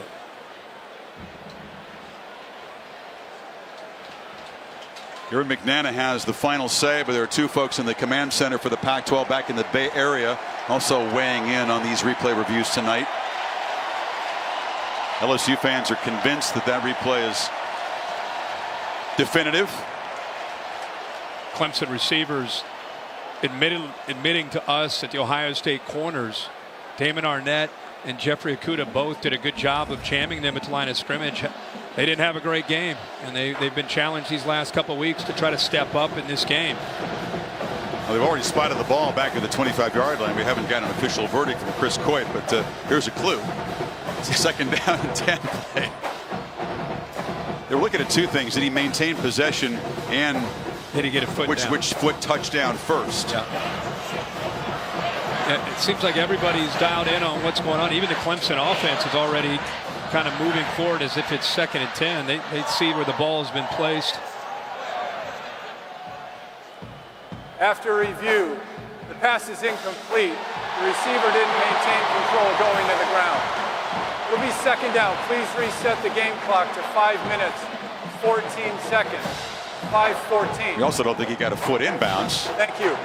Kurt, we talked about this battle on both sides between the talented receivers and the talented defensive backs. It's been interesting to watch so far. It really has. Like I said, I mean, they've been challenged to try to step up. LSU plays a lot of man-to-man, very similar to the way Ohio State challenged them and had success, and they were determined to be able to get off a press and win. Shovel pass inside to Etienne, who navigates through traffic. Can't quite bust that tackle for a bigger gain. Stingley got him to the ground along with Delpit, but it's a 1st down. And Trevor Lawrence, nice patience, drawing Jacoby Stevens to him to be able to then flip it underneath to get Etienne the ball and then have a chance to follow the guard, John Simpson, around. He kind of hid behind him and then accelerated for that 1st down. Things happen fast when number 9 has the football in his hands. He faked it to him. Lawrence wanted a downfield shot, takes a hit, and launches an overthrow. That time Fulton was in coverage right there. No chance for Ross to make a play, and Rashard Lawrence hit the quarterback. Yeah, Lawrence got in. He got off of the block of Simpson, and I really think that Lawrence feels that, and that's what forced him to get rid of that ball, not be able to really follow through, and it affected the accuracy of that throw. Lawrence hit on Lawrence, and now there's a man down deep in the LSU secondary, and it is Delpit who's down on one knee. You talk about the intensity of this game. Emotions can also have a physical effect. We see players cramp up. Man, this has been a very high energy back and forth first half. Everything you kind of would hope for. I mean, there's some challenging aspects of it early. Answers by LSU as the brain trust kind of figured out with Venables and how he was attacking and how to create some one-on-one matchups for Jamar Chase. How about Clemson? They got backed up inside their own 5. They responded, put a touchdown. It's kind of the game that we had hoped to see. You hope it lasts like this all the way for 4 quarters where it's so competitive. We wondered how would LSU respond down by double digits for the first time this season. They responded with a couple of touchdowns, and the offense on solid footing. Nothing's easy for Burrow tonight so far. No. But he's responded. Chase has been the big weapon. Sure has. And you wonder what Brent Venables will do as an answer. Is he going to bracket Jamar Chase, which would then open it up for Jefferson, or it could open up for other.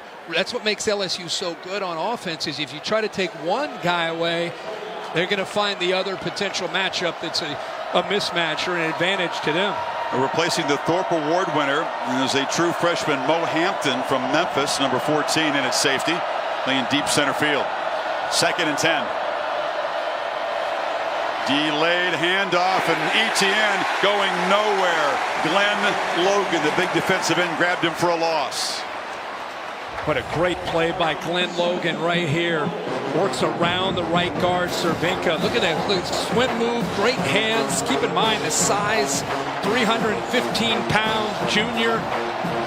most consistent, the leader, really one of the great leaders of that defensive line. Not known for quickness in the interior of that defense, but there, Logan really showed it. They take the big bodies out. The 360-pounder Shelvin goes to the sidelines. You got just one true defensive lineman in there, along with the pass rusher, Chason.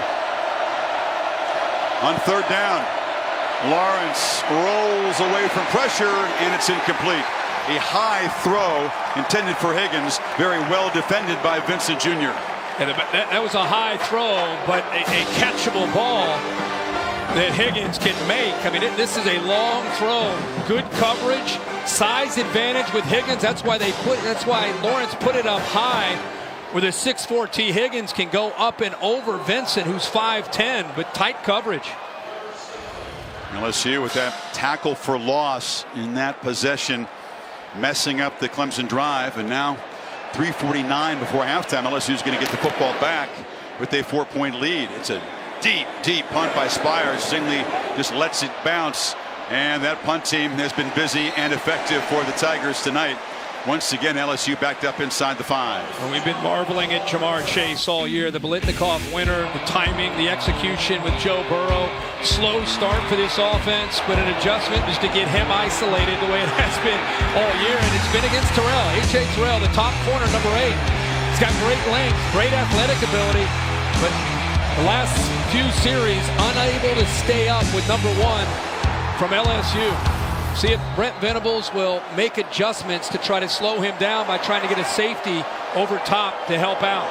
Tremendous punt, Kirk, by Spires, 58 yards. And LSU for the third time begins inside its own 10. Edwards-Hilaire's got the football, evades a tackle, off and running. Barreling out toward the 30. Man, is he fun to watch. He sure is. And you better have your head up and a chance. You better have your head up and you better wrap up. Look at this move right there on A.J. Terrell, the corner who's trying to set that edge. Look at the suddenness, the quickness, the lateral quickness, the jump cut there by Edwards-Hilaire. He gets upfield and picks up positive yards there on 1st and 10. Burrow against a 4-man rush. Is still pressured. Can he escape? He bobbled the ball, recovered it, but it's a big loss of 9. Tyler Davis, the freshman, got in there. There's a miscommunication there with Joe Burrow and his receivers. So often in this system, you need to read the same coverage. You need to see exactly the same thing. And that time, Burrow wanted to go deep to his right. But Clyde Edwards-Hilaire, who lined up out there, was matched up, and he did not run the deep route. Burrow was surprised, had just ate it. So surprised he bobbled the ball. Yeah. Second sack for Clemson on 2nd and 19. Burrow against a twisting pass rush. Inaccurate throw for Marshall. 3rd and a mile. Sometimes you don't even have to bring pressure. You don't have to blitz Skowski. You don't have to bring backers or safeties. You just use that twist to be able to try to affect the eyes and try to affect that offensive line's communication. Now, because of that sack on 1st and 10, look at this, 3rd and 19. Good luck against the Venables defense. Yeah. Do they bring pressure? And where is it going to come from? Skowski's had a lot of success on 3rd downs, getting home.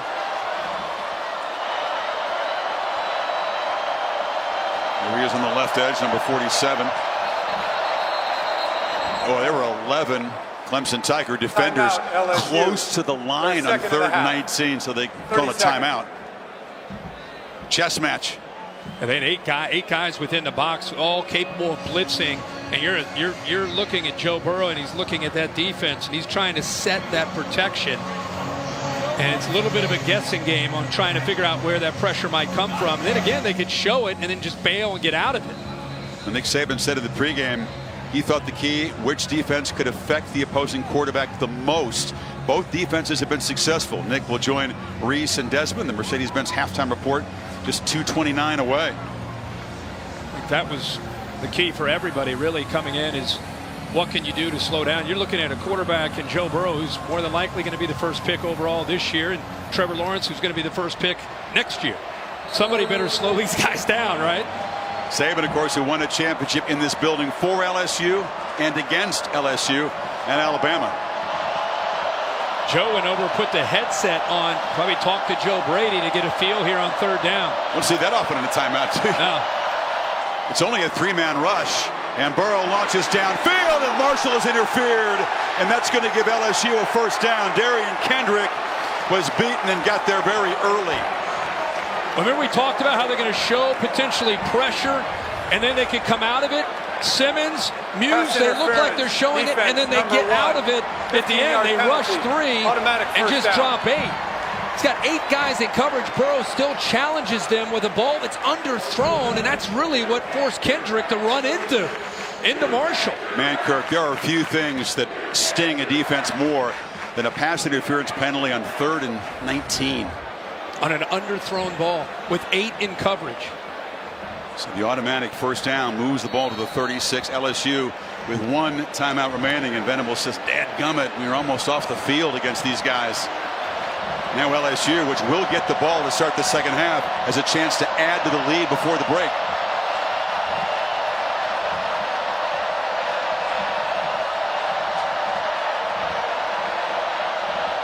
Play clock running down. 3, 2. Just got it snapped. 3-man rush, ball gets out. And Chase again hurts Clemson. First down inside Clemson territory. You press them, you get up tight, they're going to go by you for a touchdown. You drop, you show press and drop, you're going to give them space. It's pitch and catch. It's very simple for him to find that space and make that quick slant throw.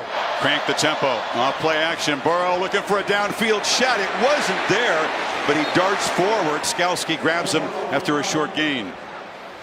Good coverage that time by A.J. Terrell downfield. He wanted to go with tempo, try to catch Terrell napping, see him looking left. He wants to unload that down the left sideline the way he has all year to Jamar Chase. And that, because of that coverage by Terrell, they eventually get to Burrow. Man, Kirk, this possession feels really important. Sure does. LSU on top, getting the ball again to start the third quarter here. The middle 8, Dabo Swinney talks about it, the last 4 and first 4 minutes of each half. Clemson has owned that historically. LSU trying to change that. Burrow worms his way free. How did he not get sacked? He actually got about 3 yards out of the play.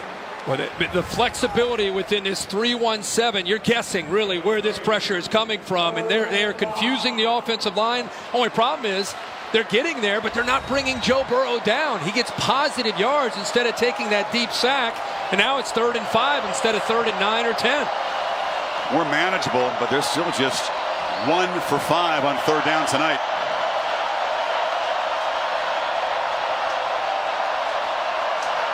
Chase, slot to the right. Here comes the pressure. Burrow flips it out, and it is Chase making a catch, banging off a tackler for Jefferson. It's a first down again. So Justin Jefferson has begun to get involved now. Well, as soon as he saw that Jefferson has a chance out here against Skalski, he wants that matchup right there. It's exactly what he found. He's able to make that throw. Across the middle, pass incomplete. Skalski was in coverage, tipped it, trying to find Marshall. Skalski is a great linebacker, a leader, inspires his defense, helps set the tone. Having a big night tonight. They've been bringing him a lot on pressure, but when he's underneath in coverage, he's if there's space, that's what Burrow wants to try to exploit. 28 seconds. LSU still with the timeout.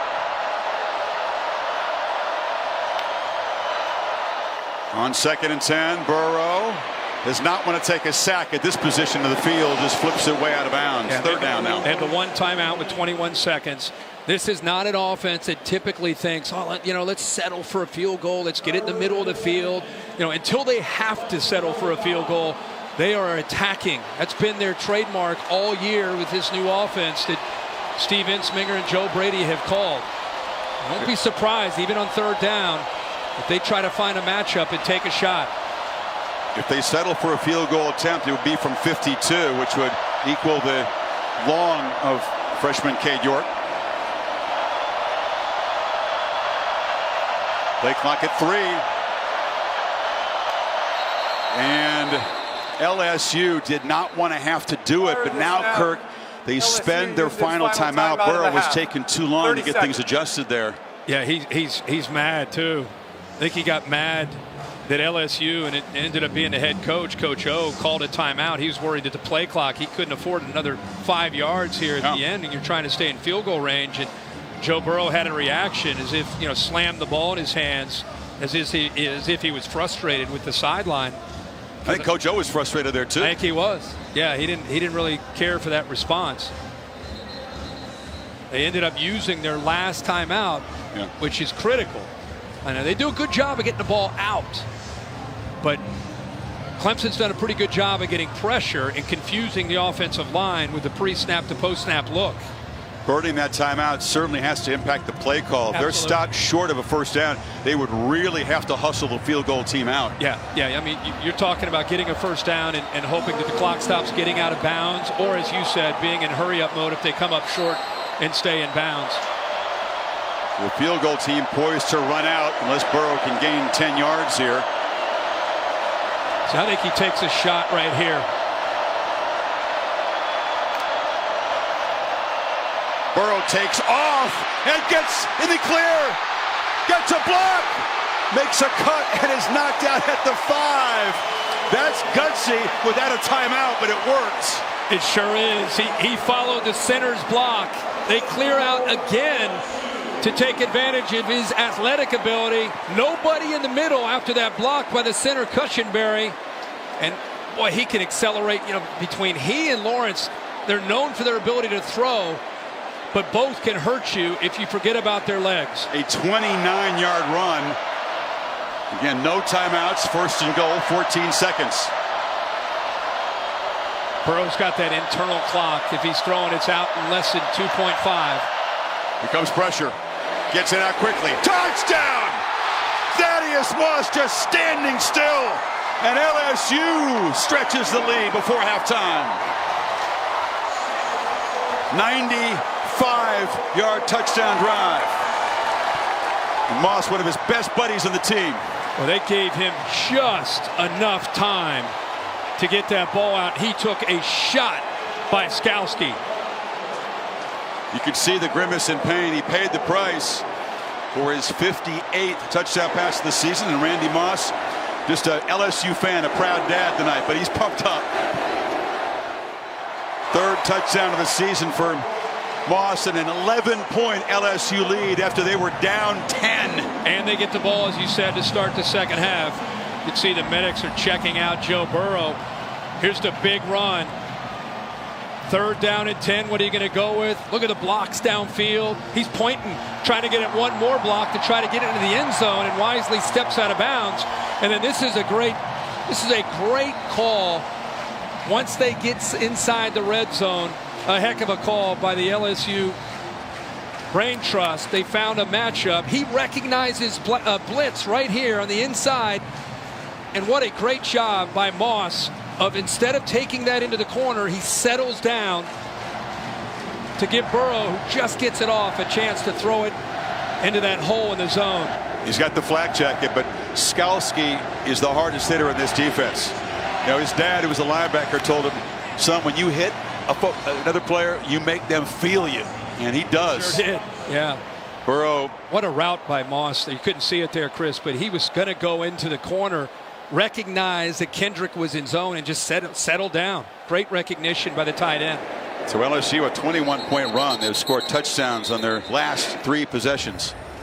This gives you a really good feel and a look for this. Instead of continuing out here, he just settles. He sees that, settles, and Joe Burrow saw the same thing. That's what you have when you have two best friends. They see the same thing, and instead of throwing that into the corner, he runs the right route, and Joe Burrow puts it right on the money.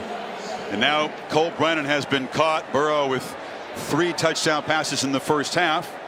Not quite the 7 that he had in the first half against Oklahoma, but new FBS record, and you'd like his chances of owning it outright before this one is done. So Trevor Lawrence, a kneel down. Clemson's defense was so dominant early. You think we're doing a great job on Joe Burrow. He's thrown for 270. He's run for 55, and the lead is 11. 28 points, 359 yards, tracking towards over 700 yards of offense, and 56 points. Well, How would LSU respond? Well, they have answered strongly. And here's Ed Orgeron with Tom Rinaldi. Ed, from down double digits first time this season to up double digits, what changed? Great game. You know, we had some bad field position at the beginning. When we started clicking on offense, we figured out what they're going to do. Now we move into football. We had some critical stops with our defense. This is a heck of a football game. How do you build on this momentum? We get the ball in the second half. We got to go down the field and we got to score. We got to stop them. We got to keep on playing for 60 minutes. We knew it was going to be like this in the championship game. Appreciate it, Ed. Go Tigers. Let's go to Maria. Thanks, Tom. Well, Coach, LSU with the score going into halftime, what would be the key to containing the Tigers to be back out of the locker room? Well, first of all, really sloppy finish there. 3rd and 19, and we get a bad PI. Just not playing smart right now. They've made, listen, they're going to make some plays. A couple of throws to number 1 were just great plays. They got great players. We had pretty good position, you know, but just the dumb stuff, man. Really disappointed in how we finished, and especially right there on the 3rd and 19. We just got to play smarter, you know, and then we didn't play. I thought we had 2 bad possessions offensively. So get in here, let's settle down. It's a long time. This is going to be a battle in the second half. We've got 2 great teams, and you know, right now they're up. See how we can finish. Thanks, Coach. You got it. There's emergency because Clemson's defense going to be on the field trying to avoid this lead from getting any larger. LSU 269 yards of offense in the second quarter. Bayou Bengals up by 11 at halftime. Coming up next, the Mercedes-Benz halftime report.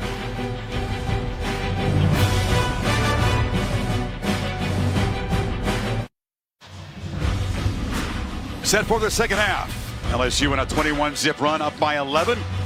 College Football Playoff National Championship game presented by AT&T. LSU will get the football first in the third quarter after being stymied earlier. Burrow got it going, 4 touchdowns in the last 5 possessions, but Burrow did take a big hit from the hardest hitter on Clemson's defense, James Skalski. You see that left arm pinned against his side, wincing in obvious pain. Didn't want to be touched by the trainer, said, "Keep away from me." Kirk, he didn't spend much time in the locker room. Came back and rode the bike for a lot of halftime to try to stay loose. Yeah, I haven't seen that very often at halftime. A starting quarterback comes out trying to stay loose. It looked like a shot in that rib area where it can be very, very painful. But you're right. What an incredible turnaround of events from the way this game started, where Venables was confusing Burrow, and especially his offensive line. In these last 4 or 5 possessions, they got right back on track, and it really shown to be the LSU offense we've seen most of the year. Burrow is back up on his feet throwing after we saw him on the bike, and Tom Rinaldi has more from the LSU sideline. As you said, Kirk, how rare is it to see the starting quarterback come out with more than 10 minutes left after halftime, get on the bike, as you mentioned, for about 3 minutes. What happened, took that hard shot on the last touchdown drive just before the end of the half. On his way coming off the field, told teammates, Chris, "Don't touch me, don't touch me." Certainly wind knocked out of him, soreness in that rib area. Got off the bike, went through an extended motion, if you will, seeing how he was reacting to throwing the passes on the field. Grimacing slightly will certainly be something to look out for. Also, standout safety Grant Delpit, he was in the locker room before the half ended. Hamstring on the left. We'll have to see how that holds up. All right, thank you, Tom. LSU with the Capital One rewarding performance. More yards against Clemson in the second quarter than they give up in a game, Kirk. Yeah, exactly. Boy, a great job of seeing his decision-making and ability to make throws to these gifted receivers. Big thing in that first half with the adjustment, getting him out in the empty where he could throw, where he could run the football. Incredible accuracy downfield where Jamar Chase has been winning one-on-one. And then the ability to see that and the toughness that Tom just alluded to take that hit after he made that great throw for a touchdown. Burrow looking to throw in the first play, launches for Moss, but it's over his head. See the way they started, if you're just tuning in. Look at those first 3 drives. Just could not get anything going. And Coach O referenced this with Tom Rinaldi. They're pinned back inside their own 10-yard line in the first few drives, but Brent Venables put a package together to confuse them. And boy, if they've settled in, made in-game adjustments, and given Burrow and his receivers a chance to make a lot of plays. Jefferson got off to a slow start, but he's gotten into the act. 4 catches. Got Chase in the backfield. The wrinkle they've been showing the last couple of games. Yeah. He flares out. But he fired to the other side, and the catch is made by Moss. He'll be a few yards short of a first down. You know, you might ask, why would they move Clyde Edwards-Helaire, who's such an effective running back, out as a wide receiver and move the top receiver into the backfield? And again, it's all about giving a different look, creating some potential confusion, and eventually creating a matchup maybe with Jamar Chase against a linebacker one-on-one coming out of the backfield. Right away, a big play in the third quarter as Clemson tries to get off the field and prevent Burrow from stretching this double-digit lead. Showing a lot of pressure. That's what Burrow looks over, gets confirmation, adjusts some of the receivers. 3 are bunched to the right. Here comes the blitz. Burrow is going to be swarmed. They didn't pick it up, but he didn't make a quick enough decision. And that's a big sack for Clemson. Logan Rudolph and Skalski. Yeah, Cushenberry, the center, has a tough decision to make because he's got Tyler Davis matched up against him here, and then you got Skalski coming there. He can't take both. A guard's not there to help him. He's got to let one of them go, and eventually they actually both get to Joe Burrow there on that third down. Clemson now with 45 sacks on the season. 5 straight years of 40-plus sacks. They got 3 tonight. And there's a flag, and the punt is bounding down to the 10-yard line, but they interfered with the returner. It'll improve Clemson's field position. You can't really overstate how crucial that was to stop the bleeding if you're Venables in the Clemson defense. The opportunity to catch a kick, kicking team number 13. 15-yard penalty from the spot of the foul. I mean, they believe in their comeback abilities. Oh, yeah. You go down 18, it's something else. Maria?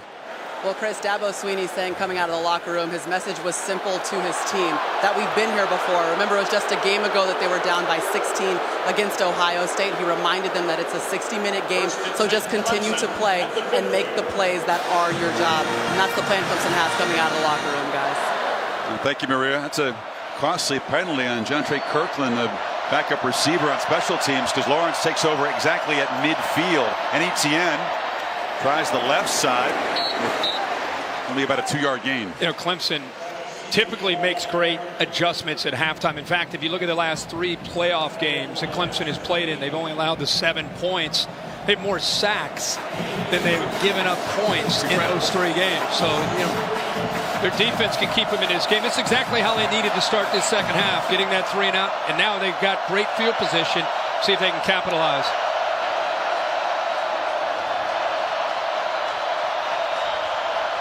Lawrence making the adjustments on 2nd and 8. There's a matchup he could win. Etienne in motion. Lawrence is looking across the middle, and it is the matchup, Kirk, that you pointed out. A catch by Higgins, who hasn't been active enough so far. He took a big hit there by the safety. Delpit coming up, trying to separate the football. I circled that because that's a matchup that they feel good about. Higgins, you see that outside leverage, it opens up that quick slant, and there's that, boy, a big hit right in that thigh area of Higgins, who goes down. Delpit, who is an accomplished center fielder, but has played closer to the line of scrimmage to make impact plays like that this season. He struggled with injuries throughout. And the good news is that Higgins is up and walking off. You and I were talking at halftime, and I noticed it, just looking at all the different stats, one that really stuck out to me was I thought T. Higgins had a chance to have a big night tonight against the style of coverage that these corners play with outside leverage. Only had 1 reception. I know he had the reverse for the touchdown, but 1 reception again with your best receiver against man-to-man. He's got to win this second half to get separation.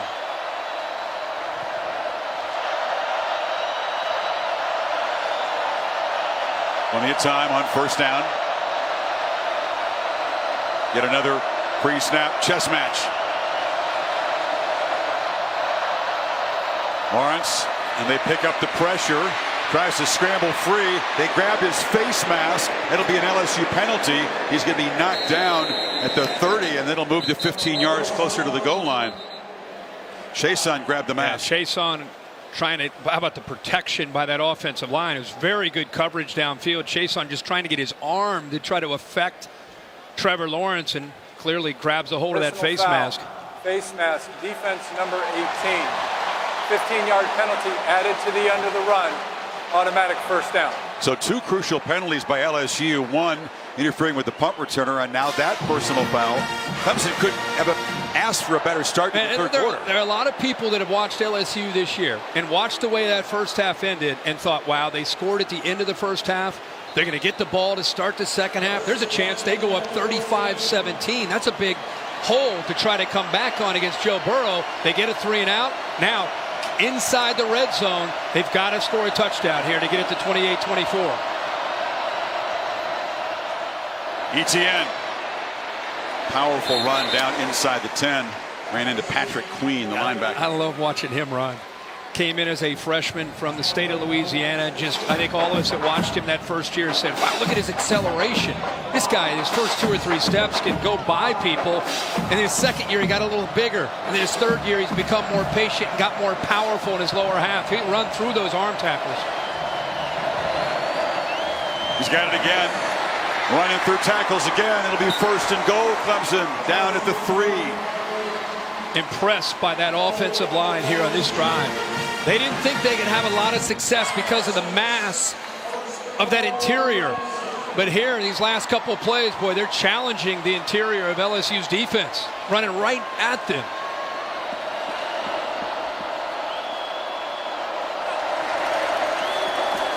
Etienne again. Muscles. Touchdown, Clemson. And they slice into the lead. A perfect start to the second half for the Tigers.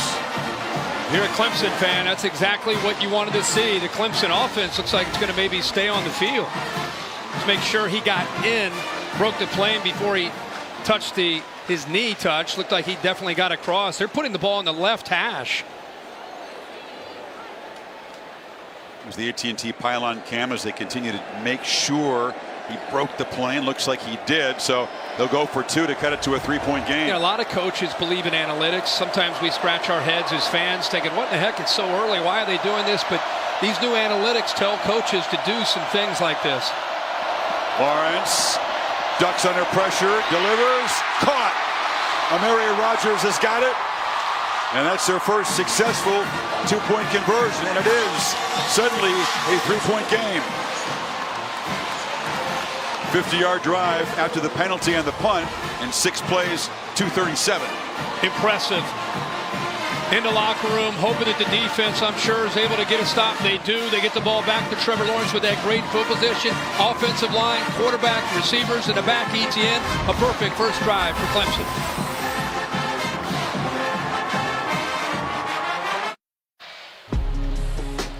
High above New Orleans, Goodyear providing the aerial coverage, introducing the newest honorary member of the College Football Hall of Fame, the Goodyear blimp. Goodyear, more driven. And coming up, don't miss an exclusive look at Marvel Studios' new movie, Black Widow, due in May. And this has changed, Kirk, the complexion here. I think the LSU faithful with that big lead, their offense was rolling, thought, we got this. Yeah. But all of a sudden, Clemson, the comeback kings 2 weeks ago against Ohio State, have drawn within 3. 2 major penalties by LSU aiding that last drive, of course. How about Joe Burrow with Joe Brady? Look at all these quarterbacks that they've gone up against, just knocking them out, dodgeball style. Tua fell down. Yeah, one after another. Hurts. One guy left. They haven't knocked over Lawrence yet, that's for sure. Dodgeball star Vince Vaughn is in the house. He's kind of adopted LSU. He was there at the SEC championship. Sure has. Big college football fan. Tiger sideline. Burrow back to work now. The lead suddenly just 3.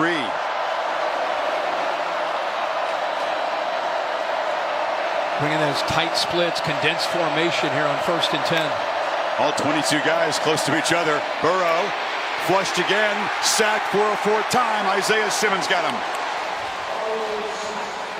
When you bring in tight receivers, look how many bodies you have inside this area right here. That's a lot of different guys that potentially can blitz. They bring Tanner Muse. Isaiah Simmons is the one who eventually gets home. When they brought him off the edge, he's been able to get there, and he has great feel as a safety of not just when to blitz, but just that instinct to get to the quarterback. 2nd and 15. Great part about the spread is it makes it easier to identify where the pressure is coming from. I wonder if Brady's going to shelve, Kirk, that bunch formation. Yeah, and again, this three-man front gives Brent Venables a lot of different looks. Chase off and running again. They get a big chunk of yardage, beating Kendrick and setting up a 3rd and short now. Well, Kendrick ends up backing out and creating space. And again, to me, that's the disaster. That's the disaster when you give Jamar Chase and Justin Jefferson room underneath. You got to mix it up. I understand it. But boy, with Burrow and those receivers underneath, when they have space, they are lethal.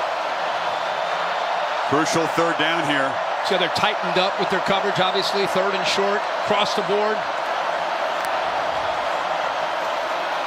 Burrow gets it out, almost intercepted. Oh, Nolan Turner, who made the clinching pick against Ohio State, jumped the route, had the ball in his hands. Not only did he jump the route, Chris, but he had to work around a pick. They saw man-to-man. Watch how he works around that pick and then gets his eyes up, anticipating the football. Great job of working around traffic, jumping the route. And if he comes up with that catch, Turner could potentially be a hero again. Remember the hero against the Buckeyes with the clinching interception. Yeah, he was burned all night, but made the clinching pick when Olave fell down in the end zone. And the punt from Von Rosenberg bounces out of bounds. So Clemson gets the football back, down just 3. You're watching the College Football Playoff National Championship game presented by AT&T.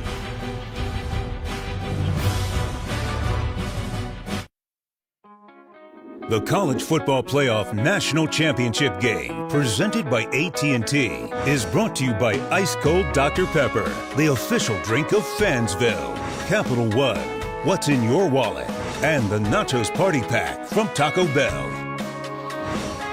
It's hard to match this building for magical moments in a variety of sports. Brady's first Super Bowl here.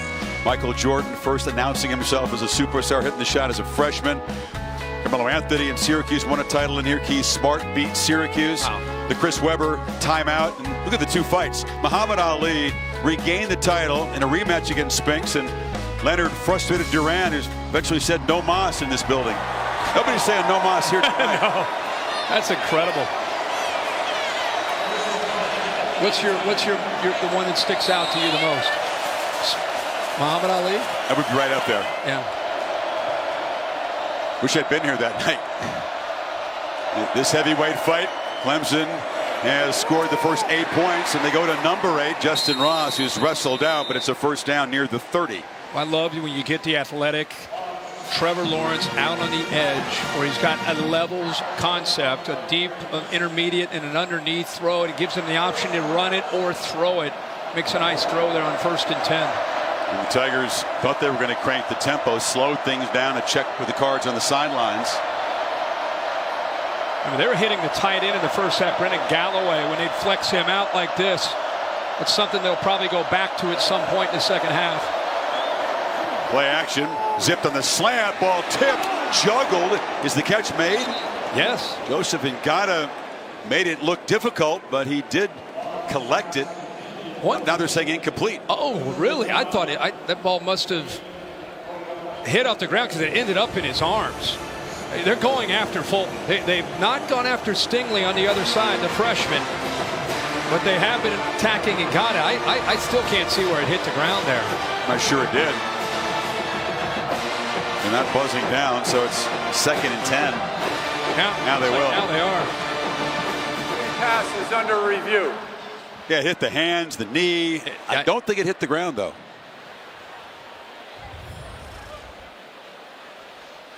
See the umpire trying to look around bodies to get a closer look. Why? Oh, it did. There it is. Yep. Take it back. It did deflect off the ground. Jacoby Stevens in coverage there. So that umpire who leaned around to get a look at that did make a correct call. Good call by the official. You're right. And as I said, they're going after Christian Fulton. After review, the ruling on the field is confirmed. Incomplete pass, 2nd down. Whether it's been T. Higgins or Ngata in this case, the freshman, they'd like that matchup against one. That's a reversal. Typically, teams have really gone after Derek Stingley more than they have Fulton. Well, he's gained quite a reputation as a freshman with 6 interceptions. He sure has. Especially the way he played late in the year. But Fulton typically is no picnic to go after either. No. 2nd and 10.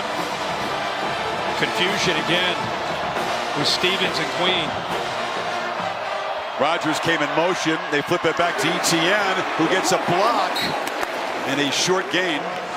I'll tell you, if Justin Ross makes a block there on Patrick Queen, who ended up making the tackle, that's a touchdown.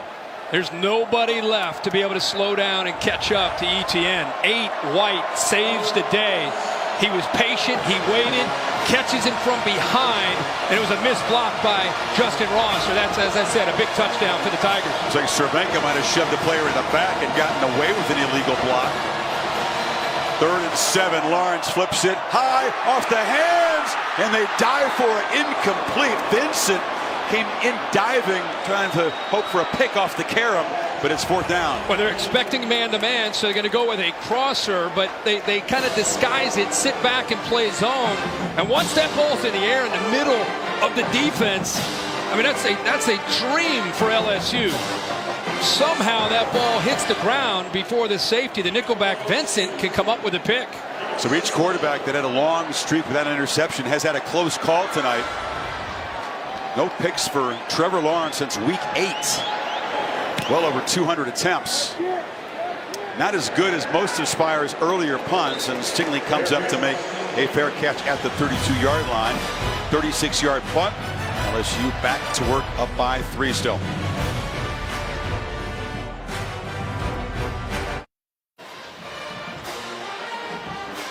Well, the first half began with Joe Burrow and LSU going 3 and out twice. That's exactly the way the second half has began. Yeah, and Clemson's really cranked up the pressure, being more aggressive, trying to get to Joe Burrow before he can get them, especially with throws downfield. And Joe's looked a little irritated coming off the field. You know, we mentioned how he was on a bike at halftime, and he's showing a little bit of frustration, not quite looking the same as of right now coming into this drive.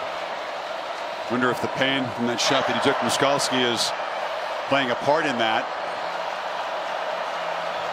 He's been sacked 4 times now and hit a bunch. Hesitation. And Burrow, if he is hurting, doesn't show it there as he picks up 10 with the scamper. Tom? Kirk, I do think you pick up on something, whether it's irritation or, as Chris suggested, pain. You could certainly see that Joe Burrow's gone down a little more readily. I know it's been the teeth of the rush, but he has not played. That run is by far the most demonstrative thing he's done in this half. Play action, launching downfield. One more time to Chase. It was over his head. LSU fans wanted a flag, but that's ruled uncatchable. So they run the football with the quarterback, even though he's not feeling 100%. They come right back to a shot downfield, and Chase has a couple steps there on Kendrick, who's one-on-one without a safety over the top. He grabs onto him, and it looks like pass interference, but I agree with you, Chris. The ball was past him once he grabbed onto him.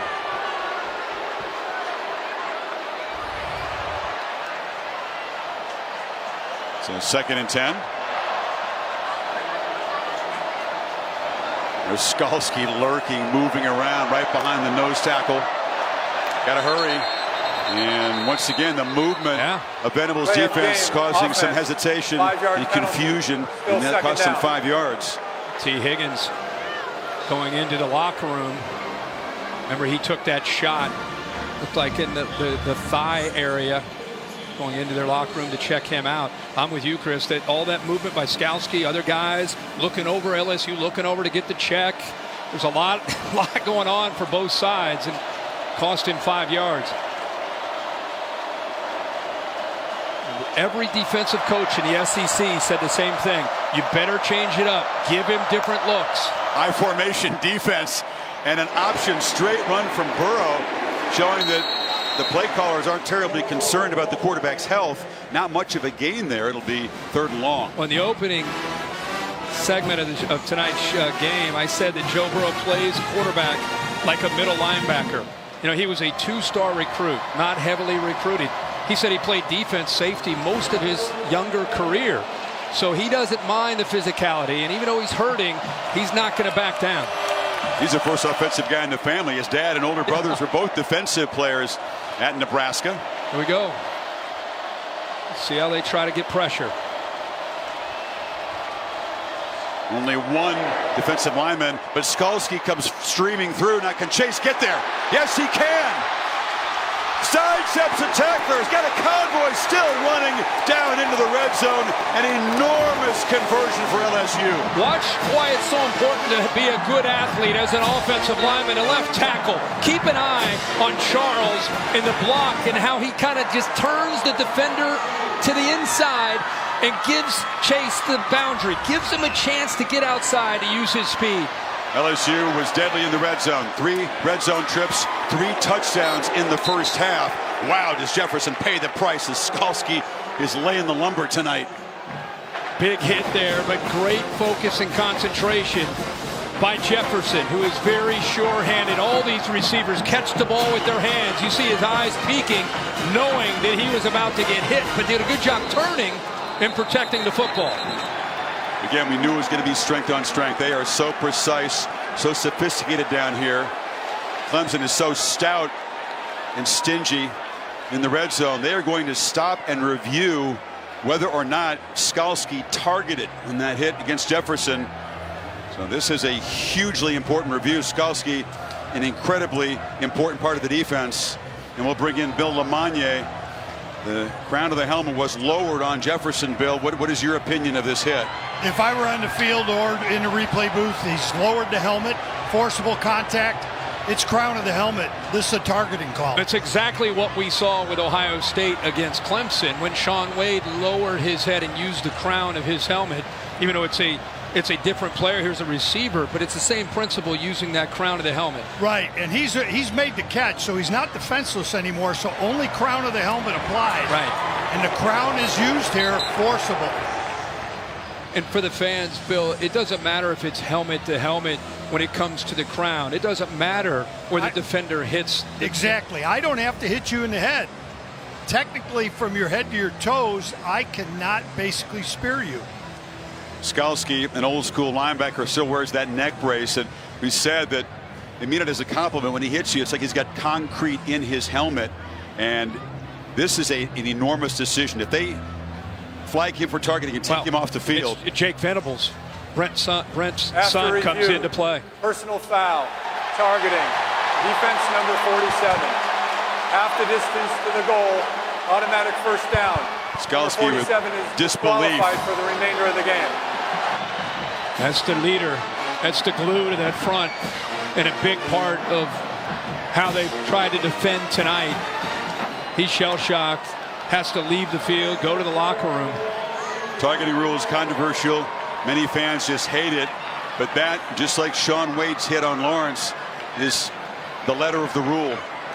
And Brent Venables, as we said, Jake Venables, who has played quite a bit this year, physical linebacker, but it's not just the physicality, it's the knowledge of the scheme that Skalski provided that now Venables will have to understand and get lined up and be blitzing and be effective. First and goal, an immediate test for this Tigers defense minus their leader.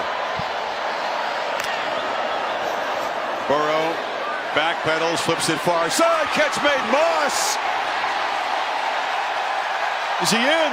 No signal. Touchdown for a second time. The tight end has found the end zone. And momentum swings back to the purple and gold. Now, Jamar Chase did a good job. You got to be careful on these picks. You got to make it look like you're running a route. Does a nice job of getting in the way of Kendrick to open up that flat for the tight end, Moss. And Thaddeus Moss equals his season total of touchdowns of 2 with 2 tonight. Is his foot out of bounds before that ball broke the plane? They'll have to look on their quad box at 2 different replays and coordinate it. Here is the foot out. Ball, difficult to say, Bill. What is your take after seeing both of these angles? Before the foot's down, I've got the ball breaking the plane of the goal line. We have a touchdown. And you've got Skalski heading to the locker room. Boy, what an enormous last 2 minutes of this game. That's what Bill is referring to before he steps out. The ball's extended. Does it break the plane? Here's a look from the AT&T pylon cam. You'll Ruling see of the a foot touchdown there. is under review. Pylon cam got wiped out by 2 players there. There's the foot out. Difficult to say with certainty, so unless they can find irrefutable evidence that that wasn't a touchdown, that call would stand. And that is not just a touchdown that will extend LSU's lead pending the PAT back to double digits, but now without Skalski, that is a deflating blow to a very tough-minded, resilient team. But this is a challenge for Clemson. Yeah, absolutely. I'm not just trying to overcome the deficit, but to lose the leader of that defense in the middle. What, by the way, really well-designed play. As I said, Jamar Chase had to be careful as he was setting that screen to open that up for the tight end. Got to make it look like you're running a route instead of blocking. We talked about the grade versus grade matchup. LSU's red zone offense against Clemson's red zone defense. Huge edge LSU. If this touchdown stands, that's 4 TDs and 4 red zone trips. And Clemson's just not used to getting mesmerized down here in that department. One more look. This may be the best angle. It's the ref cam. Ball across the plane right there. Yeah, that's what Bill said right there. Perhaps just a fraction before the left toe hits the white, and that's all it has to be. Again, it has to be irrefutable to take away the call, and I think it's going to stand. Yeah, don't you, Bill? I actually would confirm it. I've got the ball just breaking the plane before that's down. I think it's an excellent call by the official on the goal line. Here's the play design I talked about with Chase. Watch him. He had to be careful of kind of setting this screen and making it look like he's running a route. Does a good enough job. Even though his arms extended, they got away with it and freed up Moss to get to that corner. After review, the ruling of a touchdown stands as called. So Burrow with his 4th touchdown pass tonight, his second to his good buddy Moss, now has the FBS single season touchdown record all to himself. He had shared it momentarily with Colt Brennan and LSU. Chance to go back up by 10 with York on for the PAT. 43-yard screen to Chase. Kirk once again #1 with a huge impact play to spark a touchdown drive. And the lead is 10. 5:13 to play in the 3rd quarter. Time for Trevor Lawrence and the Tigers to try to answer.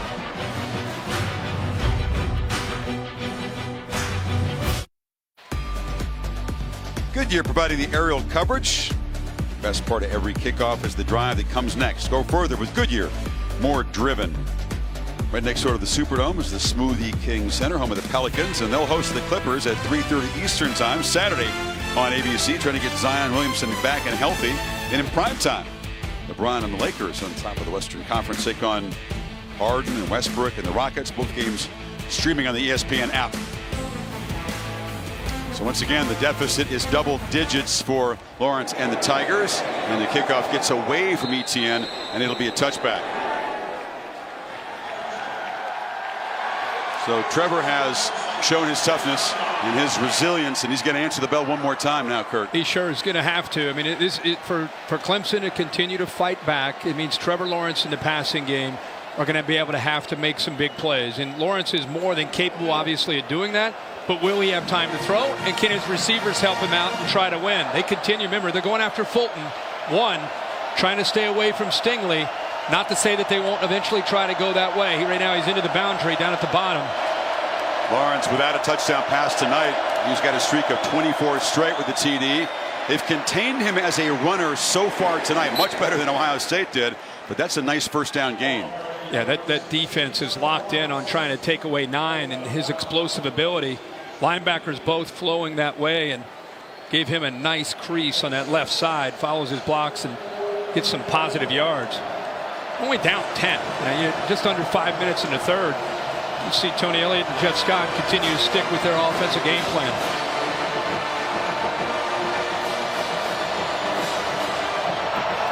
Pressure is picked up. Lawrence gets it out, and it's intercepted. Christian Fulton. There's a flag down after the interception. That would be The first pick for Lawrence in a long time if it stands, but it's going to come back. And that official from the back end called that. He had the better view. Fulton, who's been picked on this time, got inside and tried to jump the route by Justin Ross. We're drawing in disbelief. Defense number 1, 15-yard penalty, automatic first down. Dave Aranda and his defense now will have to dig deep here. Another penalty has set up Clemson near midfield. And he's got his left hand there. He just grabbed onto the shoulder as Ross made his cut to the post. He went to the inside, tough to see there, but he had his hand on him, which was fine. But when he made his move to the inside, he clinched and grabbed onto the jersey, and that's the look that the official had. You can grab the jersey as long as you don't turn or impede the receiver. In the official judgment, that happened. Not popular with the LSU fans. Play action, launching downfield for Ross, who's just too tightly covered. Come on. It's pressured. Stingley was in coverage there. How about the coverage by Stingley? It's almost like that side of the field is shut down. And Justin Ross is an elite receiver. And what I love about Stingley as a young corner, in the college game especially, is he played receiver in high school. He has those instincts, and as soon as that receiver starts to peek up with his eyes, that's when Stingley starts to peek up himself. But they're stride for stride in phase. 2nd and 10. Lawrence is pressured. Etienne. Actually, just a false start as a flag before the snap. Prior to the snap, false start. Offense number 73. 5-yard penalty. Still second down. Cerebral right tackle is senior Tremaine Ankrum guilty.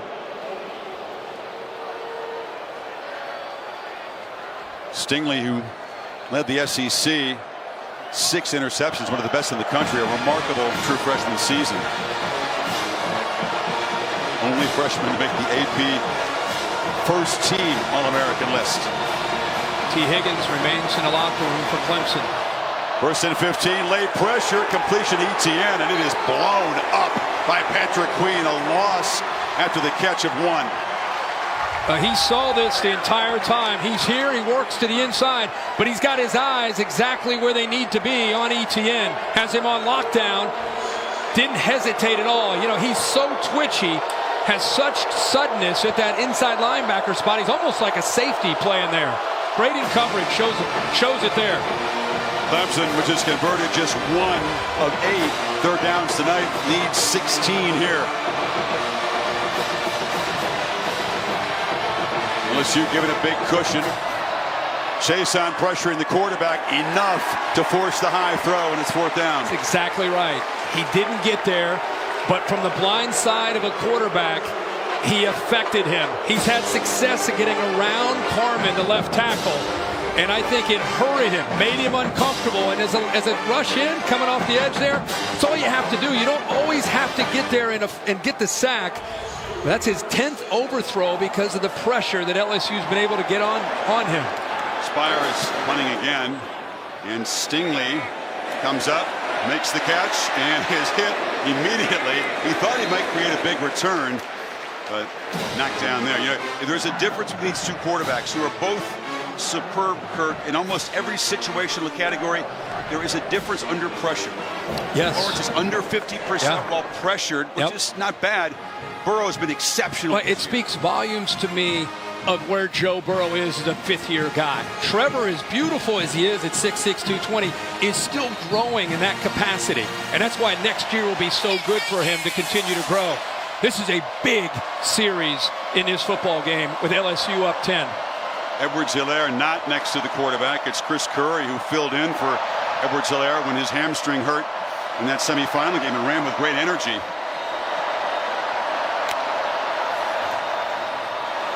Burrow hesitating, taking off, buying time, and just flips it off. And Jefferson in space. darts down inside the 30. Sometimes it's just not fair when he can make a play like that on the run. How about the awareness to stay behind the line of scrimmage by Joe Burrow? He brings the defense to him. Here's his athletic ability. Now the awareness. Just trying to pull that defender 12, Kayvon Wallace, to him, which he did, and then dumps it. Great job by 9. 35-yard gain. Now Burrow looking for the kill shot down the field. Launching again for Chase, who could not come up with it. A superb night, but that could have been another touchdown. Boy, they are in sync. Here's Joe's dad looking on. I think this ball is thrown perfectly. Outside shoulder. Oh, yeah. Are you kidding me? You couldn't have handed that any better to Chase. And Chase, I don't know if he lost it. Let's not get... It's not a mistake. This kid is gifted 8 receptions, 218 yards. He's obviously having a big night, but boy, he'd love to have that one back. That should have been the hat trick of touchdowns. Yeah. Bounced right off the shoulder pad. He couldn't have placed that ball any better. Clemson defense just trying to hang on as the LSU offense get near the red zone again. And Burrow hesitates. What's he going to do here? Sidesteps a tackler and somehow finds a few yards. Let's keep in mind that James Skalski is not in the middle of that defense. Jake Venables is in there. Coach's son understands the defense. But face it, even though he's a great player and has a great future, Skalski's played all year and is making all the calls. It's T. Higgins, which is important to see him coming back for Clemson. One key Tiger defender ejected, one of the best offensive players limited at the moment. So it's 3rd down again. Burrow needs 7. They are in fringe field goal range. And Clemson calls a timeout. Not ideal down 10 to spend a timeout on defense, but you can see how important Dabo Swinney believes this play is right here. Clemson gets that dream start to the second half. They get the 3 and out, touchdown, 2-point conversion. But Burrow and LSU just taking a deep breath and going back to work and reclaim momentum. Yeah, we said before the drive, such a pivotal sequence of events right here. Not only with the injury to Skalski, the touchdown by LSU, they get the ball right back, and now they've got a chance to put another touchdown on the board. And at that point, going into the 4th quarter, it's very, very hard, obviously, to play catch-up with this LSU offense. So, yeah, we saw that spread look. And when you see that empty look, you know, we've seen a lot of tonight. You got to either defend all those receivers or you got to keep a guy in the box to account for Burrow in the quarterback draw. He's hurt him, even though he's hurting himself. He's hurt him with the quarterback draw out of this look. And the guy who was spying him, Skalski, as you said, not in there now. Both Chase and Jefferson are to the left. See, somebody's got to come out to the bottom to help out against those 3 receivers. Instant pressure, ball out quickly. Chase has got it, but he doesn't have first down yardage. Caught in heavy traffic. And Venables was right there in the area. It's 4th down, and here comes the field goal team. Really good job by that defense. Ball comes out quick. They blitz Tanner Muse. But they did a good job of keeping their eyes up and had 4 or 5 different orange hats there running to the football. Ed York, 21 of 26 on the year, but between 40 and 49, hardly automatic. He's just 5 for 9 from this distance, and this for a 13-point lead. Drives it, but it's going to slide wide right. So LSU cannot add to the lead. They come up empty. That's a big stop for Clemson without Skalski on the field. Huge stop. The drop by Jamar Chase, talked about, we both said how big that was. That's a ball he catches 9.5 times out of 10. That's a touchdown. That's potentially a knockout shot up 42-35. Instead, he keeps Clemson in this game. They get a stop, and then they miss a missed field goal. They're only down 10 now. Still here in the 3rd quarter.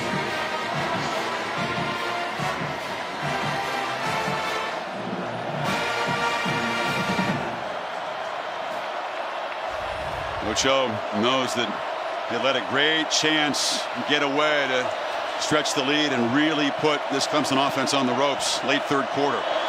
It's an option look, the late pitch, dangerous one. Etienne got it, but Patrick Queen got him for a loss. Speed option. They go into the boundary, and a great job by Chase on, forces the pitch, and then a missed block that allows Queen to be able to get there. Now, option football, if you take the quarterback, There should be an alley to be able to get to that edge and be able to pick up some yards, but because of the quickness of 8 Queen, he got off the block and was able to make the play on ETN. As you well know, my friend, think about the option. Quarterback's going to take a hit.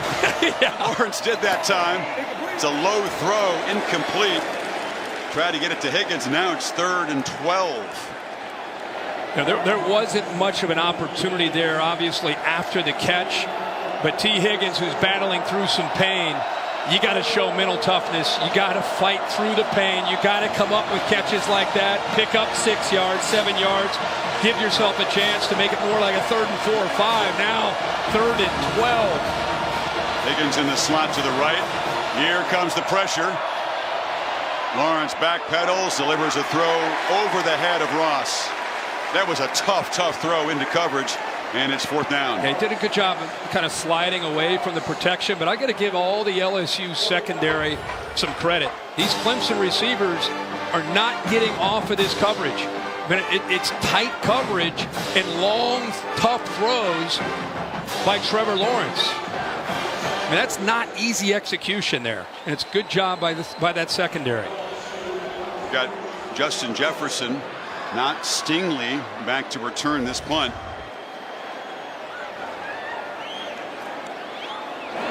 Spires kind of hit a knuckleball. It sounded ugly. It wasn't very long. And Jefferson's going to run up and make a fair catch at the 42. So good field position for Burrow as they continue in the final minute of this 3rd quarter to try to get the touchdown that just might go a long way to securing this championship. What were some of the big boxing classics that we've had in here? You said Spinks against Ali, and the No Mas. No Mas. That was more about tactical supremacy than a knockout. But it just feels like Clemson's on the ropes right now, just kind of hanging on, and LSU's trying to come up with a knockout shot. It's a 33-yard punt. Burrow right back to work. That possession just 50 seconds. Edwards-Helaire showing his patience and picks his way for a 1st down gain of 4. Kept 2 safeties back. Quick indicator for Burrow to see that. They're going to try to run the ball every time into that look. They're forcing them to give them a single high safety. And if they do, they're going to go right back to Jamar Chase at the top, see if he can win one-on-one.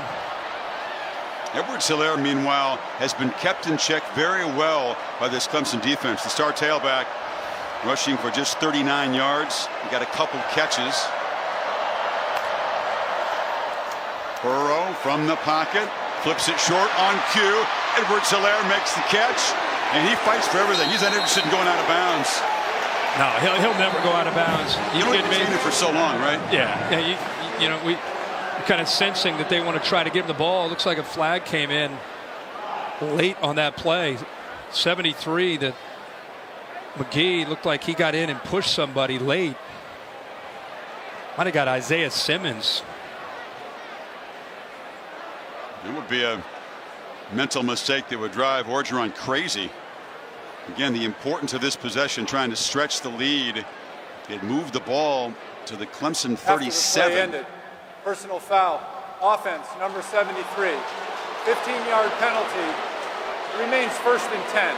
The senior has been battling an ankle injury, healthy enough to go, but an absolutely senseless play at the end as he comes and hits Simmons. Well, number one, you appreciate the effort. Anytime linemen are downfield, they're 320 pounds. You love to see the intensity. You just got to be mentally sharper. You got to have some awareness to you. You can't make a bonehead mistake like that late in this game, especially when you have Clemson on the ropes. A dead ball, still a 1st down, but the ball back in LSU territory. So LSU 15 minutes away if they can protect this lead from capping a 15-0 season. 35-25. Now a treat here, an exclusive look at Marvel Studios' new movie Black Widow, which will be in theaters everywhere coming up this May. 10-point game entering the final quarter. College football playoff national championship game presented by AT&T. LSU with a 1st down near midfield, trying to stretch the lead. Each team with a touchdown in the 3rd quarter. Clemson taking just 1 point off the halftime deficit by that 2-point conversion. And Joe Burrow close to a 400-yard passing game. Not quite the astronomical numbers against the Sooners, but against this defense, after a slow start, extremely impressive. Edwards-Helaire goes in motion. Here comes the pressure, and he's open in the flat. Can they make a mess? He spins free, but just able to hold him up long enough as Kendrick just like cavalry to arrive. Help! Help! Get out there one-on-one with him. It's really tough because even if you get to him, the strength in his lower body, it's just hard to bring him down. But now they fake it to him. Burrow wanting to throw downfield, now just buying time. Still scampering around and delivers a throw to Moss, and the tight end makes another big play inside the Clemson 40. Randy's kid's having a night. He sure is. You just can't. You can't cover a guy that long. Look how long he's keeping this play alive. They're essentially rushing 3 and dropping 8. And Joe, the last 3 or 4 games, is completing 90% of his passes against rush 3, drop 8. Wow. And that time, you give him enough time with his accuracy, he's going to find somebody open. Remember, they've been going to Chase on this wheel route from the slot.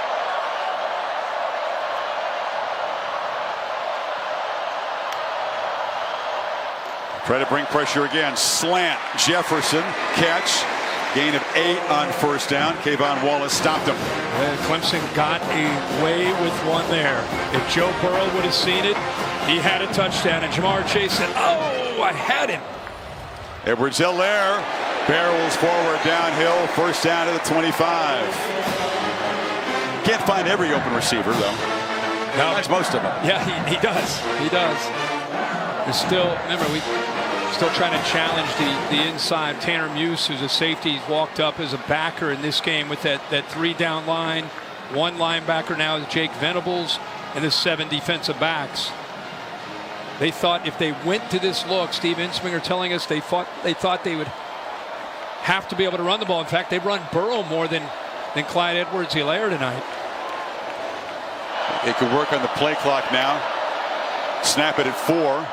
Burrow has lots of time and delivers, and Chase that time a short catch and not much after it. Jefferson, I should say, with a 2-yard gain. Really tight coverage by Kayvon Wallace. Versatile senior. If you look at this secondary, because to defend this offense, you need Kendrick as a corner, A.J. Terrell as a corner, and their 3rd best cover guy is a safety, 12, Kayvon Wallace, who has to hold up there many plays against Justin Jefferson. He's on him again. Kirk off to the left. Chase left outside of the formation on 2nd and 9. They're bringing it.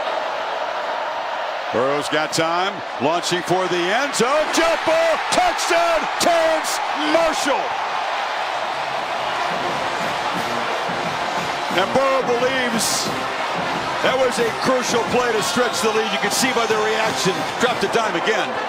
He's gonna find that matchup, and Marshall, who hasn't had many chances, they've been going to Jamar Chase. We just circled saying that he can come from that spot.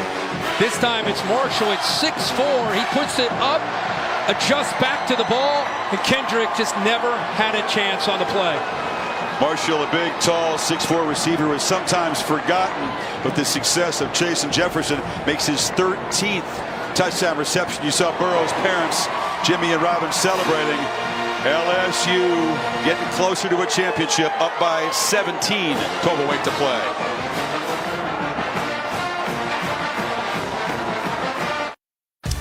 Plenty of post-championship game coverage with Scott Van Pelt. We'll have the post-game reactions. We'll join the show. The winning coach will add his take. And the first look at the odds for next season after the game on ESPN, also the ESPN app. They're playing the Garth Brooks Classic, the Serenade at Tiger Stadium, calling Baton Rouge. Sweet Baton Rouge. And up at the Tigers campus down here in New Orleans and all over this state, they are preparing for the party to begin if LSU can hold on to what is now a 17-point lead with about 12 minutes to play. From the goal line, Etienne's going to bring it out, break a tackle, and it'll make something happen on special teams. Got to hold your breath. The kicker was down there to help force him down at the 30. Well, we've seen Jamar Chase in his spot in the slot. This time it's Marshall. You get him one-on-one. He's going to take these shots, whether it's into the boundary or this time to the field. Just put it up. Let the receiver adjust to the ball. Defensive back never sees it. Joe Burrow, he has such confidence in these receivers to win. And look at that size and length of Marshall. And Burrow comes off after that and said, it's time to fit me for a ring. I won that Heisman. Now it's time to fit me for that ring. He does not lack confidence, and his confidence is even growing now. 442 yards, 5 touchdown passes. Lawrence, desperate to answer, delivers a high throw. Kirk, he's just been off target a lot tonight. That was over Justin Ross again. Yeah, he just seems a bit out of sorts, and I think LSU deserves some credit for that, because even when they've not been able to necessarily flush him out of the pocket, even when he's been in the pocket, I think he has felt some pressure. He now has 13 throws that have been overthrown to his receivers. 2nd and 10. Sometimes when you try to put so much on it, the ball will sail on you. Play action, another long throw. Catch made by Ross, who scoots out of bounds. They'll move the sticks out across the 40. There's still plenty of time. Yeah, plenty of time, and you can see by the energy of Trevor Lawrence, and after that completion and first down, even he's thinking about the clock. There's an awareness there. They got to go some form of their own kind of tempo, but where they're not breakneck speed, where they're just out of control. You start to do the math and figure the possessions. Can Clemson score 17? Sure, but really can't afford to allow LSU anything on offense. Lawrence rolls. They pick up the pressure, and again the throw is low, and a flag comes in. Vincent was covering Rodgers and grabbed him.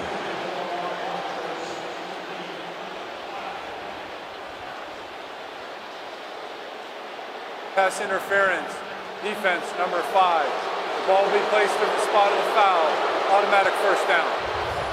Let's see if he grabs jersey or grabs his hips maybe. Hey, grab the arm, the left arm. Grab the hold of it.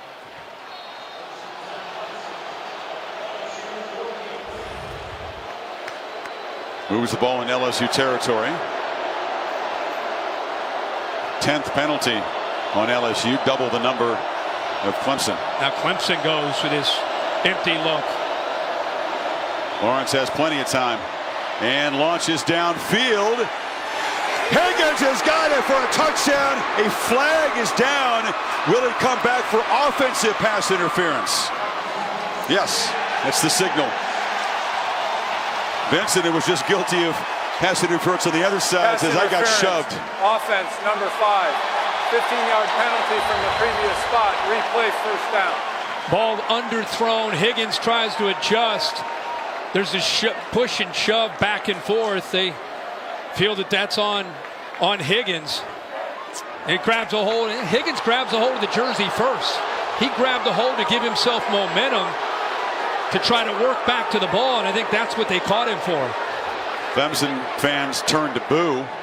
That takes a touchdown off the board and moves the ball all the way back to the Clemson 37-yard line. Bill? I agree with you guys. There should have been a grab there for the defense on the defense there. He responded back. There was some separation, but that was caused totally by the defensive grab. Okay. So in Bill's view, that should have been a touchdown reception for Higgins, an enormous call. Pac-12 crew was under some scrutiny coming in because of the difficulties of officiating in that conference. Those kinds of pass interference calls are always judgment, and I don't think they're called the same conference to conference, frankly. Yeah, Bill, see, to me, initially you see that, to me, the pull of that jersey and then the reaction from 5, Vincent. See, there's the initial pull, and he pulls back. How do you separate that when they both are interfering like that? You'll look to see who gains the advantage. Okay. You know, if I gain no advantage from it, I haven't done anything. 2nd and 25. Lawrence flushed, and he'll be knocked down right near the line of scrimmage by Patrick Queen. Glenn Logan also imposed himself in that play. Patrick Queen's been all over the field. He has had a great game in the middle of that LSU defense against the run. They blitzed him at times. He's been out in space. He's played man-to-man. a young man that didn't play early in the season. He was more of a guy that would come in and substitute. By the Texas game on week 2, he took over in the middle and was really enjoying himself a great championship game. And Dave Aranda told us the most improved player in the defense this season. You're right, he's had a whale of a ball game. Leading 26 on 3rd down. Lawrence escapes and bounces a throw. Trying to get it across the middle to Ross, who's been frustrated tonight. Just out of sorts, man. Throwing the football is so much about a rhythm, a balance. And I know he's got pressure, but you look in the middle of that field, you got to give him a shot. Give him a shot to make that play. And he just has not been accurate tonight throwing the ball. If you think, Kirk, about last year's championship game when he completely outplayed Tua Tagovailoa, everything went right. Yeah. Despite feeling awful, Lawrence played beautifully. A year later, a totally different story. 17 of 36, still hasn't thrown a touchdown pass. It's the 4th straight punt for this Clemson offense. They thought they had momentum after scoring quickly in the 3rd quarter. You're watching the College Football Playoff National Championship presented by AT&T.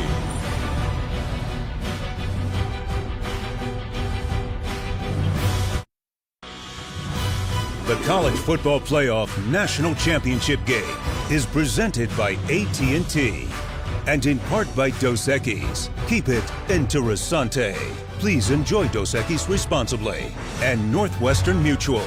Spend your life living. Ford post-game show coming up, including the presentation of the National Championship Trophy. LSU protecting a 17-point lead, 10-10 to play in the 2020 National Championship game.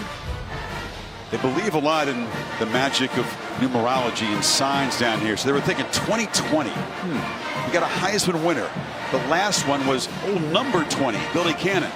60 years ago, 3 times 20. Sadly, Billy passed away May 20 last year at the age of 80. 4 times 20. Are you with me? Yeah. Well, Burrow preseason 200-1 to win the Heisman. 10 times 20 Wow. Good stuff. They believe in that stuff down here. Yeah. Right now, it all adds up. It all adds up. LSU just trying to avoid the turnover, the kind of play that could turn momentum. Edwards-Helaire, who flat out just doesn't fumble, bumped into a blocker who kind of shoved him forward. It's a nice gain. Oh, the Sugar Bowl back in 1959, New Year's Day. There's Billy Cannon on the halfback pass. The only points of the game comes from the halfback. There were 6 completed passes combined. They run on the old T formation. Clemson wore blue uniforms that game. That's a throwback there. Only perfect season for LSU football until perhaps this season. They'd already won the national championship before that win over Clemson. They voted before the bowls back in those days. Edwards-Helaire muscling. It'll be right near the marker at the 20. Yeah, looking down at these stats, you see that Joe Burrow has 442 yards passing with 5 touchdowns. And you go back to the way this game started. The key to the game was not so much could Clemson cover, because it's tough to cover these 5 receivers if you include the tight end in the back. It was, could they confuse the offensive line, and could they affect Joe Burrow? Could they blitz him? Could they confuse him? They did early, but as the game has gone on, give credit to LSU for making the adjustments, because once he's had time, Clemson has not been able to hold up on the back end. That was a spectacular second quarter. And now, with the clock running down, Coach not quite as quick as Dabo, but he showed a good 4-step burst to get the timeout call. Right? Yeah, he's a lineman. Take a break with him. 8:51 to play. 17-point game.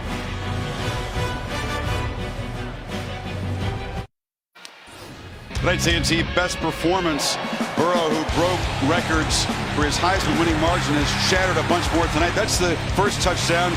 Chase, then the scramble for a touchdown. And he's done a lot with his feet tonight, but what's been lethal has been his ability to find those open receivers and throw for touchdown passes. The one-on-one chances downfield, receivers going up, adjusting to the ball, helping him out. 5 touchdown passes on the night. And of course, he ran for one, as you just saw. Trying to work the clock. Edwards-Helaire takes off. Darts forward, bangs forward, just doesn't want to go down.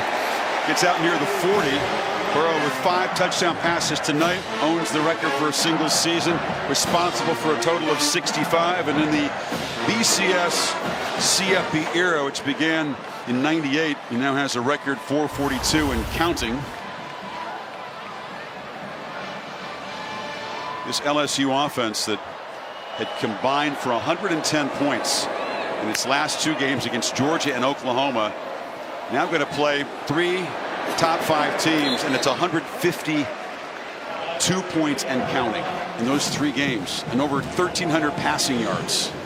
As long as I've been following the game, I've never seen an offense with the perfect storm of a new system taking over for an archaic offense for like the last decade. And you see Joe Brady there on the left, the passing game coordinator that brought that system in from the NFL and his time with the Saints, and Sean Payton and Drew Brees. And you have a quarterback that understands it, has the ability to process, has the weapons around him. It's the most impressive offense that I think I've seen in my life. That's a big statement, man. And again, the slant caught by Jefferson. Steve Ensminger is a powerful figure at LSU, the man they call Slinger. He was a quarterback in the Charlie McClendon era. Obviously, the family undergoing a tragedy when Carly McCord, his daughter-in-law, was killed along with 5 others in a plane crash en route to that Peach Bowl game in Atlanta. Steve finding out just before his team took the field for warm-ups, and an incredibly tough, stoic guy. Coach through that game, has been very supportive of his son Steve Jr. in the family's time of tragedy. He's just been a rock. Sure has. At Orgeron. Really admiring the strength of Ensminger. He's a survivor. He's been fired 3 times as an assistant. He's bounced around. He worked at Clemson at one point in Tommy West era. Not very successful there. But now to be able to 5-yard penalty, still first down. Step aside, put the ego away, allow Brady, the whippersnapper, to come in there. And as this tandem, boy, you love to see Ensminger being part of what you call the greatest offense you've seen. And the guy on the left brings in the new offense. He wins the Broyles Award for the top assistant in the entire country, and Ensminger's calling the plays. I mean, it's a very interesting dynamic that they have, and it's unselfish on everybody's behalf, but the players have to execute the scheme. And Joe Burrow and these receivers in the back are exceptional. Here comes a flag, a couple of them. Chase was defended by Terrell on that slant. If you can't stop him, just grab him. Ensminger, a guy, by the way, who sleeps in his office 4 nights a week. Sunday through Wednesday, sleeps in the office, gets about 4 or 5 hours sleep. Spends Thursdays with the family. That's family day. For fouls by both teams, they will offset. An eligible receiver downfield, offense number 68. Holding of an eligible receiver, defense number 8. Replay first down. That's the potential pitfall of those run-pass options. Of you got linemen thinking it's a run call, quarterbacks reading safeties coming down to help out. He pulls it out to throw it, and you got linemen 8 to 10 yards downfield. So it's offsetting. We'll just replay the down. Yeah, but that is great. I mean, you hear about coaches, they study film, it's late. Sometimes, occasionally, they may stay over. Not him. It's part of the routine. 4 nights a week. That's part of the routine. I mean, how far away is his house? Burrow hesitates, just flips it over the middle, and caught up in traffic was Chase. It's viewed as incidental contact. There is no flag. Well, you got linemen again downfield. 73 McGee, he's downfield by about 5 yards by the time the ball's thrown. Brent Venables ran out onto the field. I think that's probably what he was pointing towards. It's getting a little ragged here, partner, in the 4th quarter. It sure is.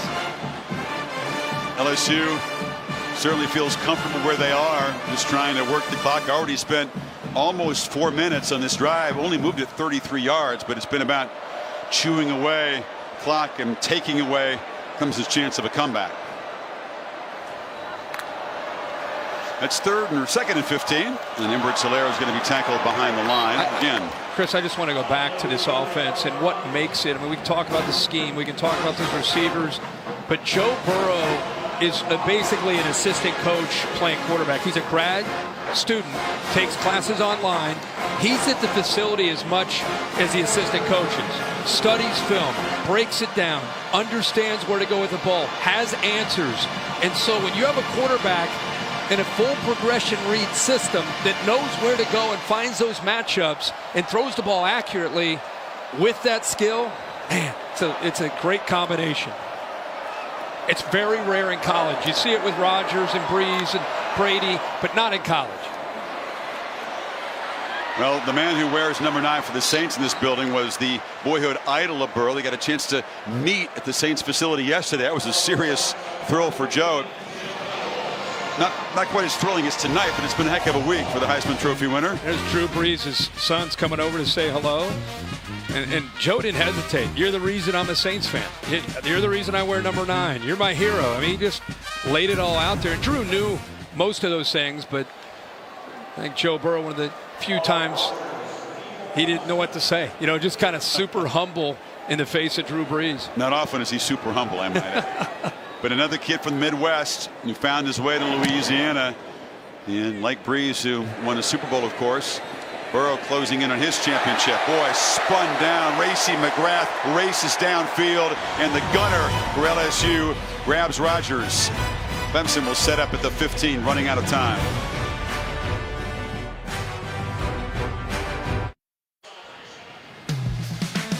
Now, New Orleans bracing for a big party. Aerial coverage overhead provided by Goodyear, recognizing those who strive to rise above the rest. Goodyear, more driven.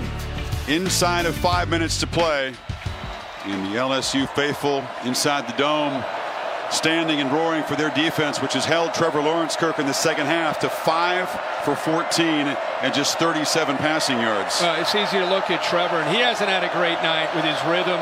But these receivers have not played well or held up well against the LSU secondary. Lawrence takes off on a scramble, takes a big hit from Chason, moves the sticks across the 25. He showed so much courage in that Ohio State game, willing his team to come back and win. He takes a big shot there from Chason, the enforcer of the LSU defense, gets right back up and trying to get points on the board.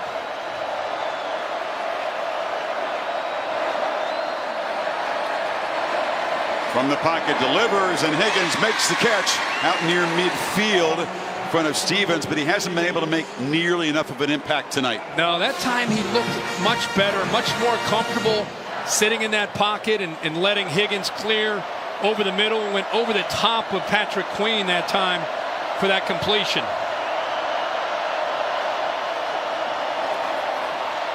Flushed again.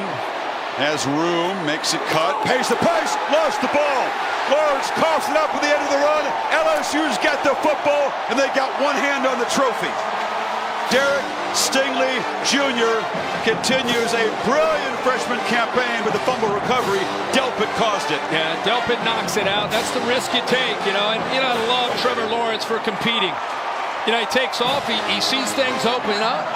He's being a competitor, right? He's trying to find room to get some yards to run and get a first down. The ball comes out clearly. Delpit does a good job of putting his shoulder pad right on the football to jar it loose. And there's Stingley, the corner, to pick it up. I'll tell you, this defense from LSU took a lot of heat throughout much of the year, especially after the Ole Miss game. But these last 4 or 5 games, it's been a different unit. Dave Aranda's done a heck of a job with this group. You see Dabo Sweeney as Edwards-Helaire bounces it down the sideline, just slides and stays inbounds wisely. You saw Sweeney and his quarterback, who's going to lose a game for the first time since November 17th, 2017, when Cartersville, Georgia High was shocked by Blessed Trinity. His first loss as a college starter, and Clemson's going to have their first loss in 742 days since this building when they lost the semifinals to Bama a couple of years ago. Right. How about Clyde Edwards-Helaire? Instead of trying to fight to get a touchdown, he well aware of what the mission and the goal is late in the game, up big like this. He just slides, gets down, stays in bounds, keeps that clock moving. He's got it again. With that last drive for LSU, it wasn't very sexy, but they did shoot more than 5 minutes off the clock and just about. That's all. You know, when you're up this big late, as competitive as Joe Burrow is, and as much as he just wants to keep the foot on the accelerator, just keep going. And they're sensing it. They know what's ahead of them right now. It's almost party time in New Orleans. It always is, but this is going to be a really big party. And Coach Ed Orgeron comes from deep in the bayou, Lafourche Parish, where the shrimpers hang out. They pull oysters out of the Gulf. It's one of their own. A Cajun coaching LSU and a source of enormous pride for him. His mom, Rose, is 77 years old, and she couldn't be prouder of Ed. He's been all over this state. There's LaRose way down there in the bayou. Goes up. Natchez plays his college football at Northwestern State, playing on that D-line. McNeese State begins his college career. He's with the Saints, coaching the D-line for a season. Went out to SC, where he was 6-2 as an interim coach, but Pat Hayden passed him over, and that was a stinging blow to him, but it all worked out pretty well for him. Absolutely, and I think we all, as college football fans, have to tip our cap to Coach O. I think a lot of people snickered, wondered, what are they doing hiring Ed Orgeron? Didn't LSU see what happened when he was a head coach at Ole Miss? People made funny videos online about him and his voice, and you know what? All he did is keep working. He adjusted, he tweaked things, he brought in a new offense, surrounded himself with great people, great coaches, hired great players. First thing he's going to say when he walks off the field with Tom Rinaldi, he's going to talk about the great state of Louisiana. He gets it. It's a perfect fit as the head coach of LSU. On 3rd and 3, Burrow gets it out. It's off the hands of Jefferson. Besides saying go Tigers, he's going to talk about the great state of Louisiana. And you know what? With Alabama losing and Tua leaving, right now, that SEC West, Coach O is thinking, why not us? Why can't we become the bar now, not just in 2019, but beyond? The way they're recruiting, facilities, the commitment they make, I don't see LSU going away. Well, they have dethroned the toughest out in the sport in the last couple of years in Clemson. Burrow's going to go away, and he'll be tough to replace. His 4th down play, Burrow flips it in the flat. Edwards-Helaire is going to get it and a lot more, and he'll stay in bounds again down inside the 15. And Joe Burrow, speaking of the state of Louisiana, coming down here, embracing this state and these people, spelling his name with an E-A-U-X on senior day. Kirk, he will be able to walk across the bayou without getting wet for the rest of his life. You talk about a living legend as his parents embrace. It's going to be hard to find a match in the sport's history. I mean it. I agree with you, man. I agree. And he needed to win tonight for that to be true, and he did. Yep. And seeing a shot of his parents, just want to say his dad has been in coaching for 50 years. He's been in the game as a player, as a coach. Decided to retire this year as Ohio University's defensive coordinator. Edwards-Helaire stays in bound, barrels down inside the 5. You know, he decided to retire. There he is, wearing number 9. He's been coaching. All he knows is coaching ball, and instead he wanted to follow Joe after transferring from Ohio State to LSU. He decides he's going to go to every game, home and away, with his wife, and take it in and be a fan. Tailgate, hang out. Little did he know what was in store for 2019 with his son. They're pretty stoic. They don't shed tears any more than their son usually does, but it's been a tearful end of the season for LSU. Victory formation in the final minute. By the way, class move there by Coach O, and shows the respect he has for Dabo and for Clemson to take that knee instead of trying to put another one in. Well, it's a trifecta that very few have achieved. Win the Heisman, perfect season, national championship. As they say in the bayou, laissez le bon temps rouler. Let the good times roll. LSU sits on the throne of college football. And as they knock out the defending champs, an offensive onslaught, 628 yards.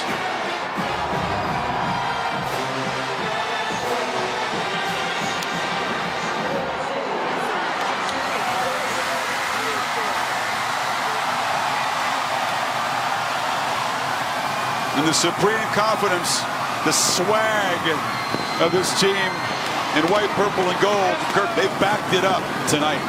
They came in. I've never prepped for a game of this magnitude and felt a team as confident as LSU coming into this game. Me neither. Ever. And you didn't know if it would blow up in their face or if it would end up being true. As you see, they had a feeling of what was going to come tonight. The confetti shower inside the Superdome, and somewhere down there, Tom Rinaldi with a happy Cocho. Chris, thank you very much. Ed, everything you've been through, all it took to get here. When you look up and you see that confetti fall, what goes through you? So happy for our team. This is about our team. This is about our coaching staff, about everybody wanting the purple and gold in the great state of Louisiana. I'm just so happy for everybody. Down for the first time all season by double digits. You come back. What did you learn about this group tonight? 7th win against a top 10 team. Character, integrity, great players, great coaching staff, will to win. Joe Burrow stood up on that Heisman stage and concluded his speech by talking about all you mean to him. Yeah. What does he mean to you? The world. He's one of the greatest players in LSU history. He's done so much for the state of Louisiana and LSU. We are so grateful to Joe Burrow. Finally, Ed, this team's motto, one team, one heartbeat. What does this night, this season mean to the heart of Louisiana from someone from here who represents it? That's what it's all about. I grew up wanting to be the head coach at LSU. I'm so proud for the state of Louisiana. We've had support from the governor, from the president, from everybody that loves LSU. I'm just so happy for the people from Louisiana. But you got to give the credit to this football team, man. They've been working for 1 year. They deserve this day. Go ahead and say it, Ed. Go Tigers! Congratulations. Thank you. Thank you.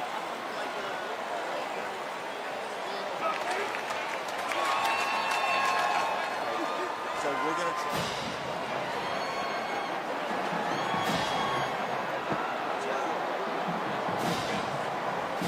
Well, Joe, you said that winning the Heisman didn't mean much. It was this national championship game and bringing that title back to Baton Rouge. What does it mean to say that you've finally been able to accomplish that here in New Orleans? It's years of hard work paying off. This is an incredible moment for our program, for Baton Rouge, for Louisiana. This is just so special. I'm kind of speechless. You guys allowed Clemson to strike first, but you never flinched. Where did that confidence come from to know that you were going to get the win here tonight? We thought we got down. I think it was 17-7. We never flinched. We knew what we had. We had some tough breaks, getting backed up inside the 5 a couple of times. They had a really good plan early, and once we figured out what they were trying to do, our coaches put together a great game plan at halftime, and we started to roll. We saw you coming back early from halftime, but you took a big hit going into the locker room. What allowed you to battle through that injury? There's no other option. This is a national championship. That's all. I wasn't going to go sit on the sideline, that's for sure.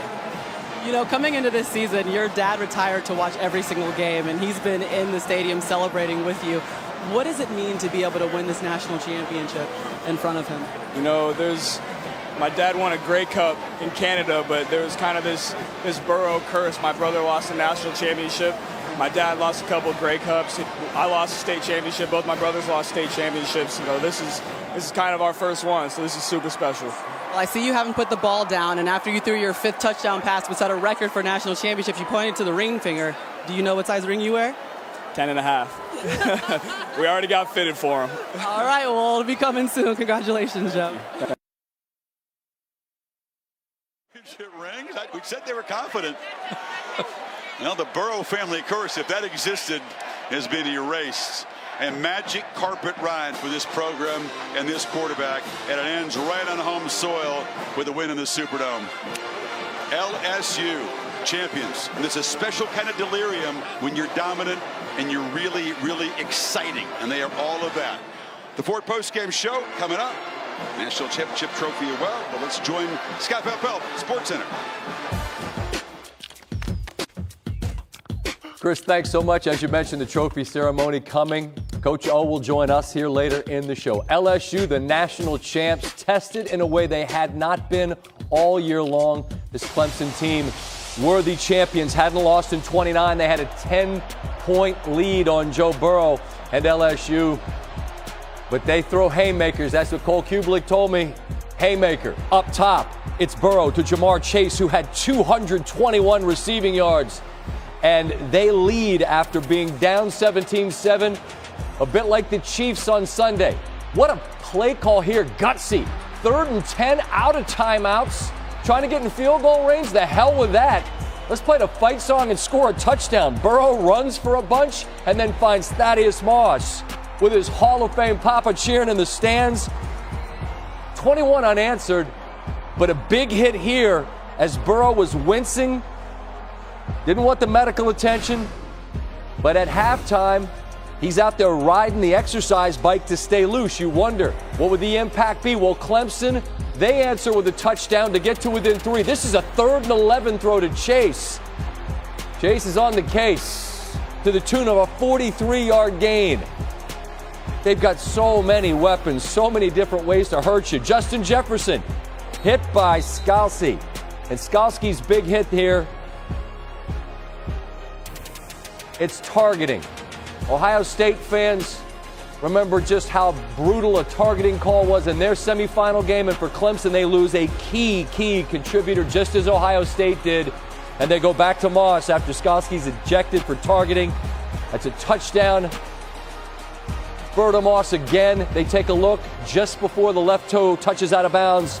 He's over the end zone line to make it a 10-point lead. And now up top again, it's Burrow. Terrace Marshall, his 5th touchdown of the game. He's got 60 on the season. The band played neck. French Quarter incoming. I know you're built for a party, but you might be tested tonight like you've never been. A perfect season. 10.5 is the ring size for Mr. Burrow. The confetti falls from the sky, and they are ready to celebrate. Trophy ceremony is coming. The Ford Post game will continue right after this.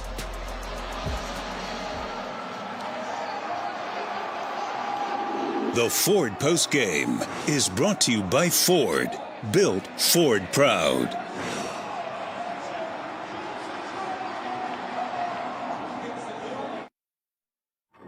Welcome to the Ford Post game.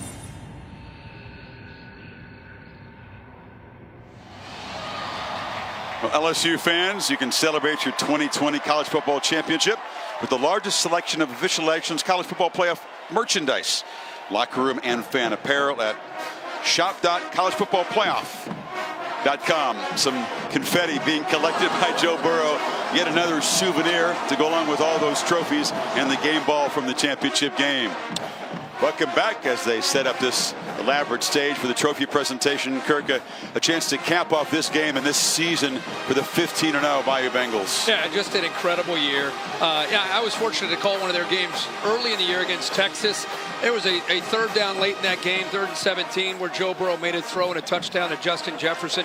I think that was a message to the entire country that this was a different year, a different offense, a different approach, a go-get-'em, aggressive approach. And then, boy, whether they were in Tuscaloosa, taking on Auburn, taking on Florida, anybody, that was their identity. And again, tonight, they got backed into a corner, didn't look good early, but just kept taking their swings until it finally paid off. Coach agrees with you. He said that play in Austin, that's when I knew I had a team. He's right. And they went a long stretch of 25 quarters and never trailed from the Auburn game until tonight when they found themselves down double digits. No panic from Burrow.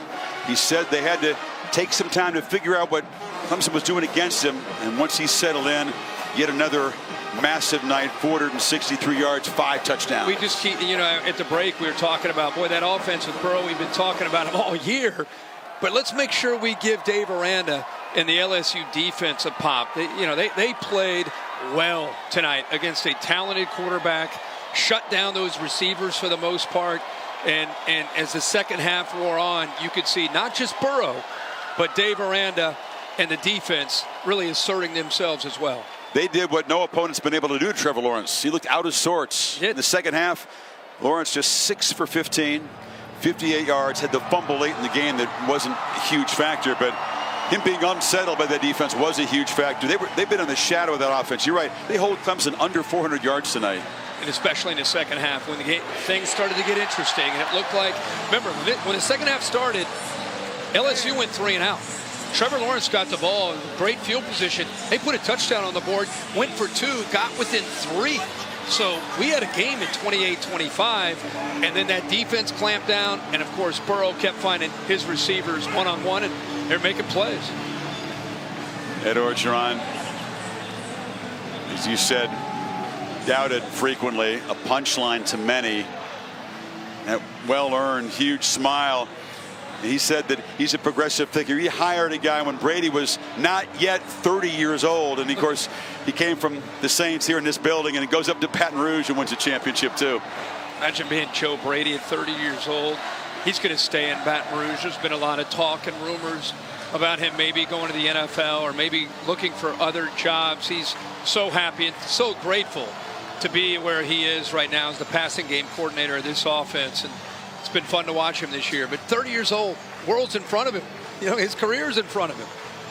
Time for the party to continue here. And the presentation of the National Championship Trophy down on that crowded stage. Let's get a Reese Davis to preside.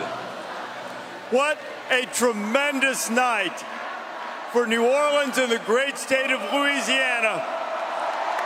As LSU is back on top, a splendid performance. Beat all 4 of the preseason top 4 teams, finishing it off by winning against Clemson and taking the national championship. And here to present the College Football Playoff National Championship Trophy is the Executive Director of the College Football Playoff, Mr. Bill Hancock. Thank you, Reese. First, I want to congratulate both of these great football teams for their performance tonight and all during the regular season.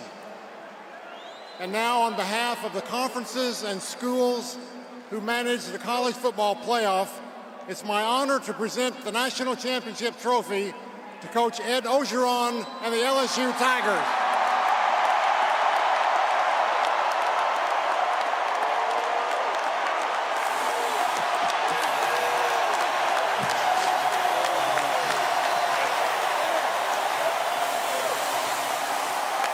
Ed, like you often do, you almost immediately handed that trophy to the players. Everything about your program's been about the players. But I can see the pride in your eyes, the tears in your eyes. What's this like in this state that you care so much about to bring them a championship? You know, we love the state of Louisiana. I love this team. One team, one heartbeat, this coaching staff. Everybody that bled the purple and gold, the great state of Louisiana. This is for everybody. One team, one heartbeat, baby. At what point did you envision this being the goal, the ability of this team to win a championship? You know, I saw this team work for a year. We started working last January 17th. And at one point in the spring, when I saw our offense complete 80% of their passes on our great defense, I felt that we could have a great team. But when we made that 3rd down and 17 against Texas, I felt like we had the players to win the championship. You've said it was your goal to be the head coach at LSU. It's different to be the head coach and be a national champion. What is that like? Again, give credit to the players. I'm at the right place at the right time. You know, we get Joe Burrow, we get Joe Brady, Steve Ensminger, Dave Aranza, Clyde Edwards-Helaire, this offensive line that we have behind us, Rashard Lawrence, give them all the credit. Ed, congratulations, my friend. Well done.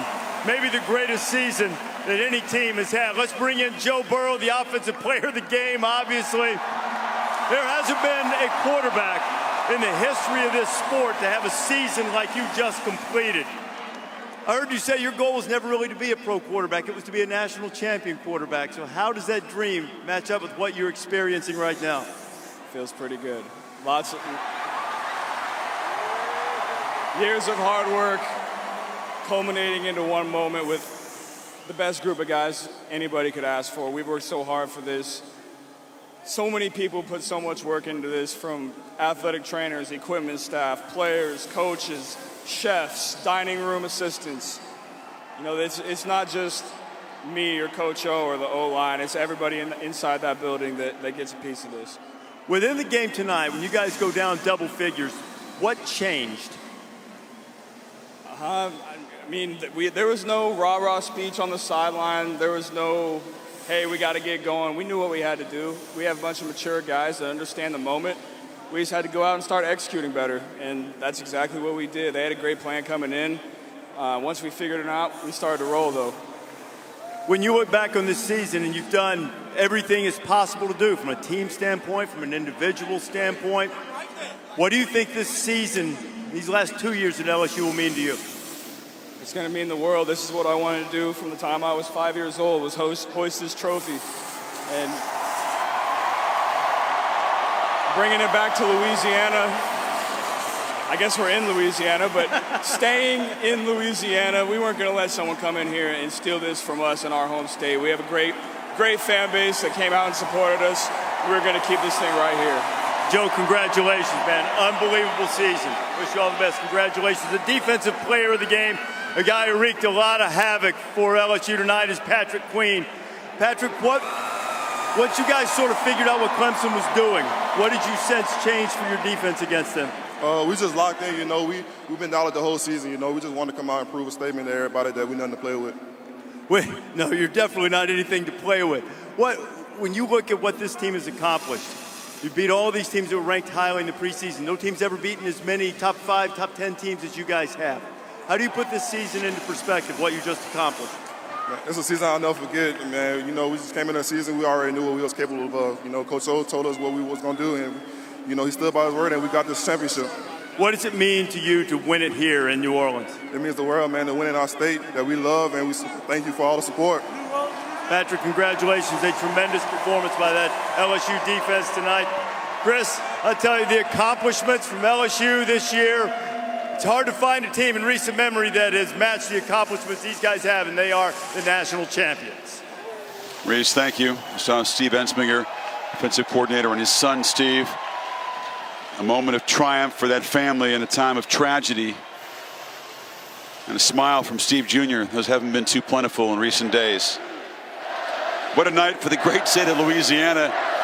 And as Orgeron and Burrow said, and the familiar LSU chant echoing inside the Superdome, and the party will spill out to the French Quarter and go until the sun comes up, and then some. School's out today and tomorrow at LSU. Go ahead and take the rest of the week off. Why not? No doubt. You know, Burrow said it. Clemson had a really good plan, and they scored first. This is a touchdown run from Trevor Lawrence. Shades what he did to the Buckeyes. And then Jamar Chase with this deep ball, Kirk. This one play really ignited the Tigers' offense. Yeah, Clemson came out looking like an experienced champion.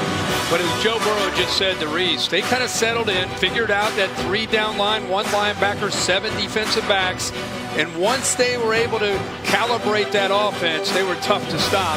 But Clemson wouldn't go away. You know, the Tigers kept showing the heart that we talked about, much like they did against Ohio State. Had a lead there in the first half. They did. Higgins with that touchdown, and then Burrow with his legs, showing his entire skill set tonight, finding the end zone. And then Chase, who was just a stud, the Biletnikoff winner. They couldn't guard him all night. No, he had a heck of a night. Obviously, 9 receptions, 221. And 2 touchdowns. When Burrow found him one-on-one, that's who he typically looked up. Here, the blitz took a big shot from James Skalski, but he throws to one of his best friends on the team, Thaddeus Moss, for a touchdown. Here comes Clemson. They needed to get back into the game in the second half. Their defense got a 3-and-out. Offense put points on the board. Looks like they're coming back, but there's another one-on-one matchup that Joe Burrow just cannot help himself. He's got to take. Skalski would get kicked out of the game for a targeting call, deflating blow to that defense. And Trevor Lawrence, as we said after halftime, just could not get it going. The onslaught continued. Burrow, Moss again, one of his best buddies on the team. His dad, Randy, looking on tonight, just able to break the plane before stepping out of bounds. And Joe knew that one was it. 10.5 size ring, already been fitted, and he'll get that soon enough.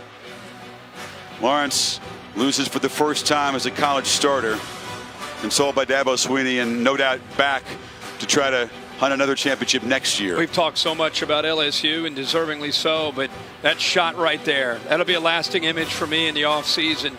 It's Clemson team that dealt with a lot of unrealistic expectations, oftentimes not living up to what they did last year against Bama. People, as far as the outside world, they're going to have plenty coming back and plenty of motivation to come back next year. Another trophy for Burrow. Of course, won the Heisman and 5 other major awards, but that championship trophy is the one that he says he's always dreamt of, and it's no doubt the most precious.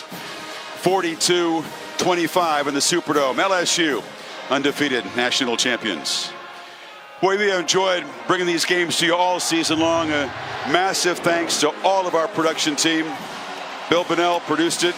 Derek Mileby directed it. We thank Bill LeMonnier and Dave Kataya for helping us out with the rules all season long. Darren Brown, Mike Black, Mark Amento, Gary and John up here in the booth, and every single person on this team. Much like Joe Burrow, this is a massive production for us too, Kirk, and we thank each and every person. So for Tom, Maria, for Kirk Herbstreit, I'm Chris Fowler saying so long for now from New Orleans. We'll have post-game coverage on SportsCenter. LSU, national champions, 15-0, a season like we have rarely, if ever, seen in this sport.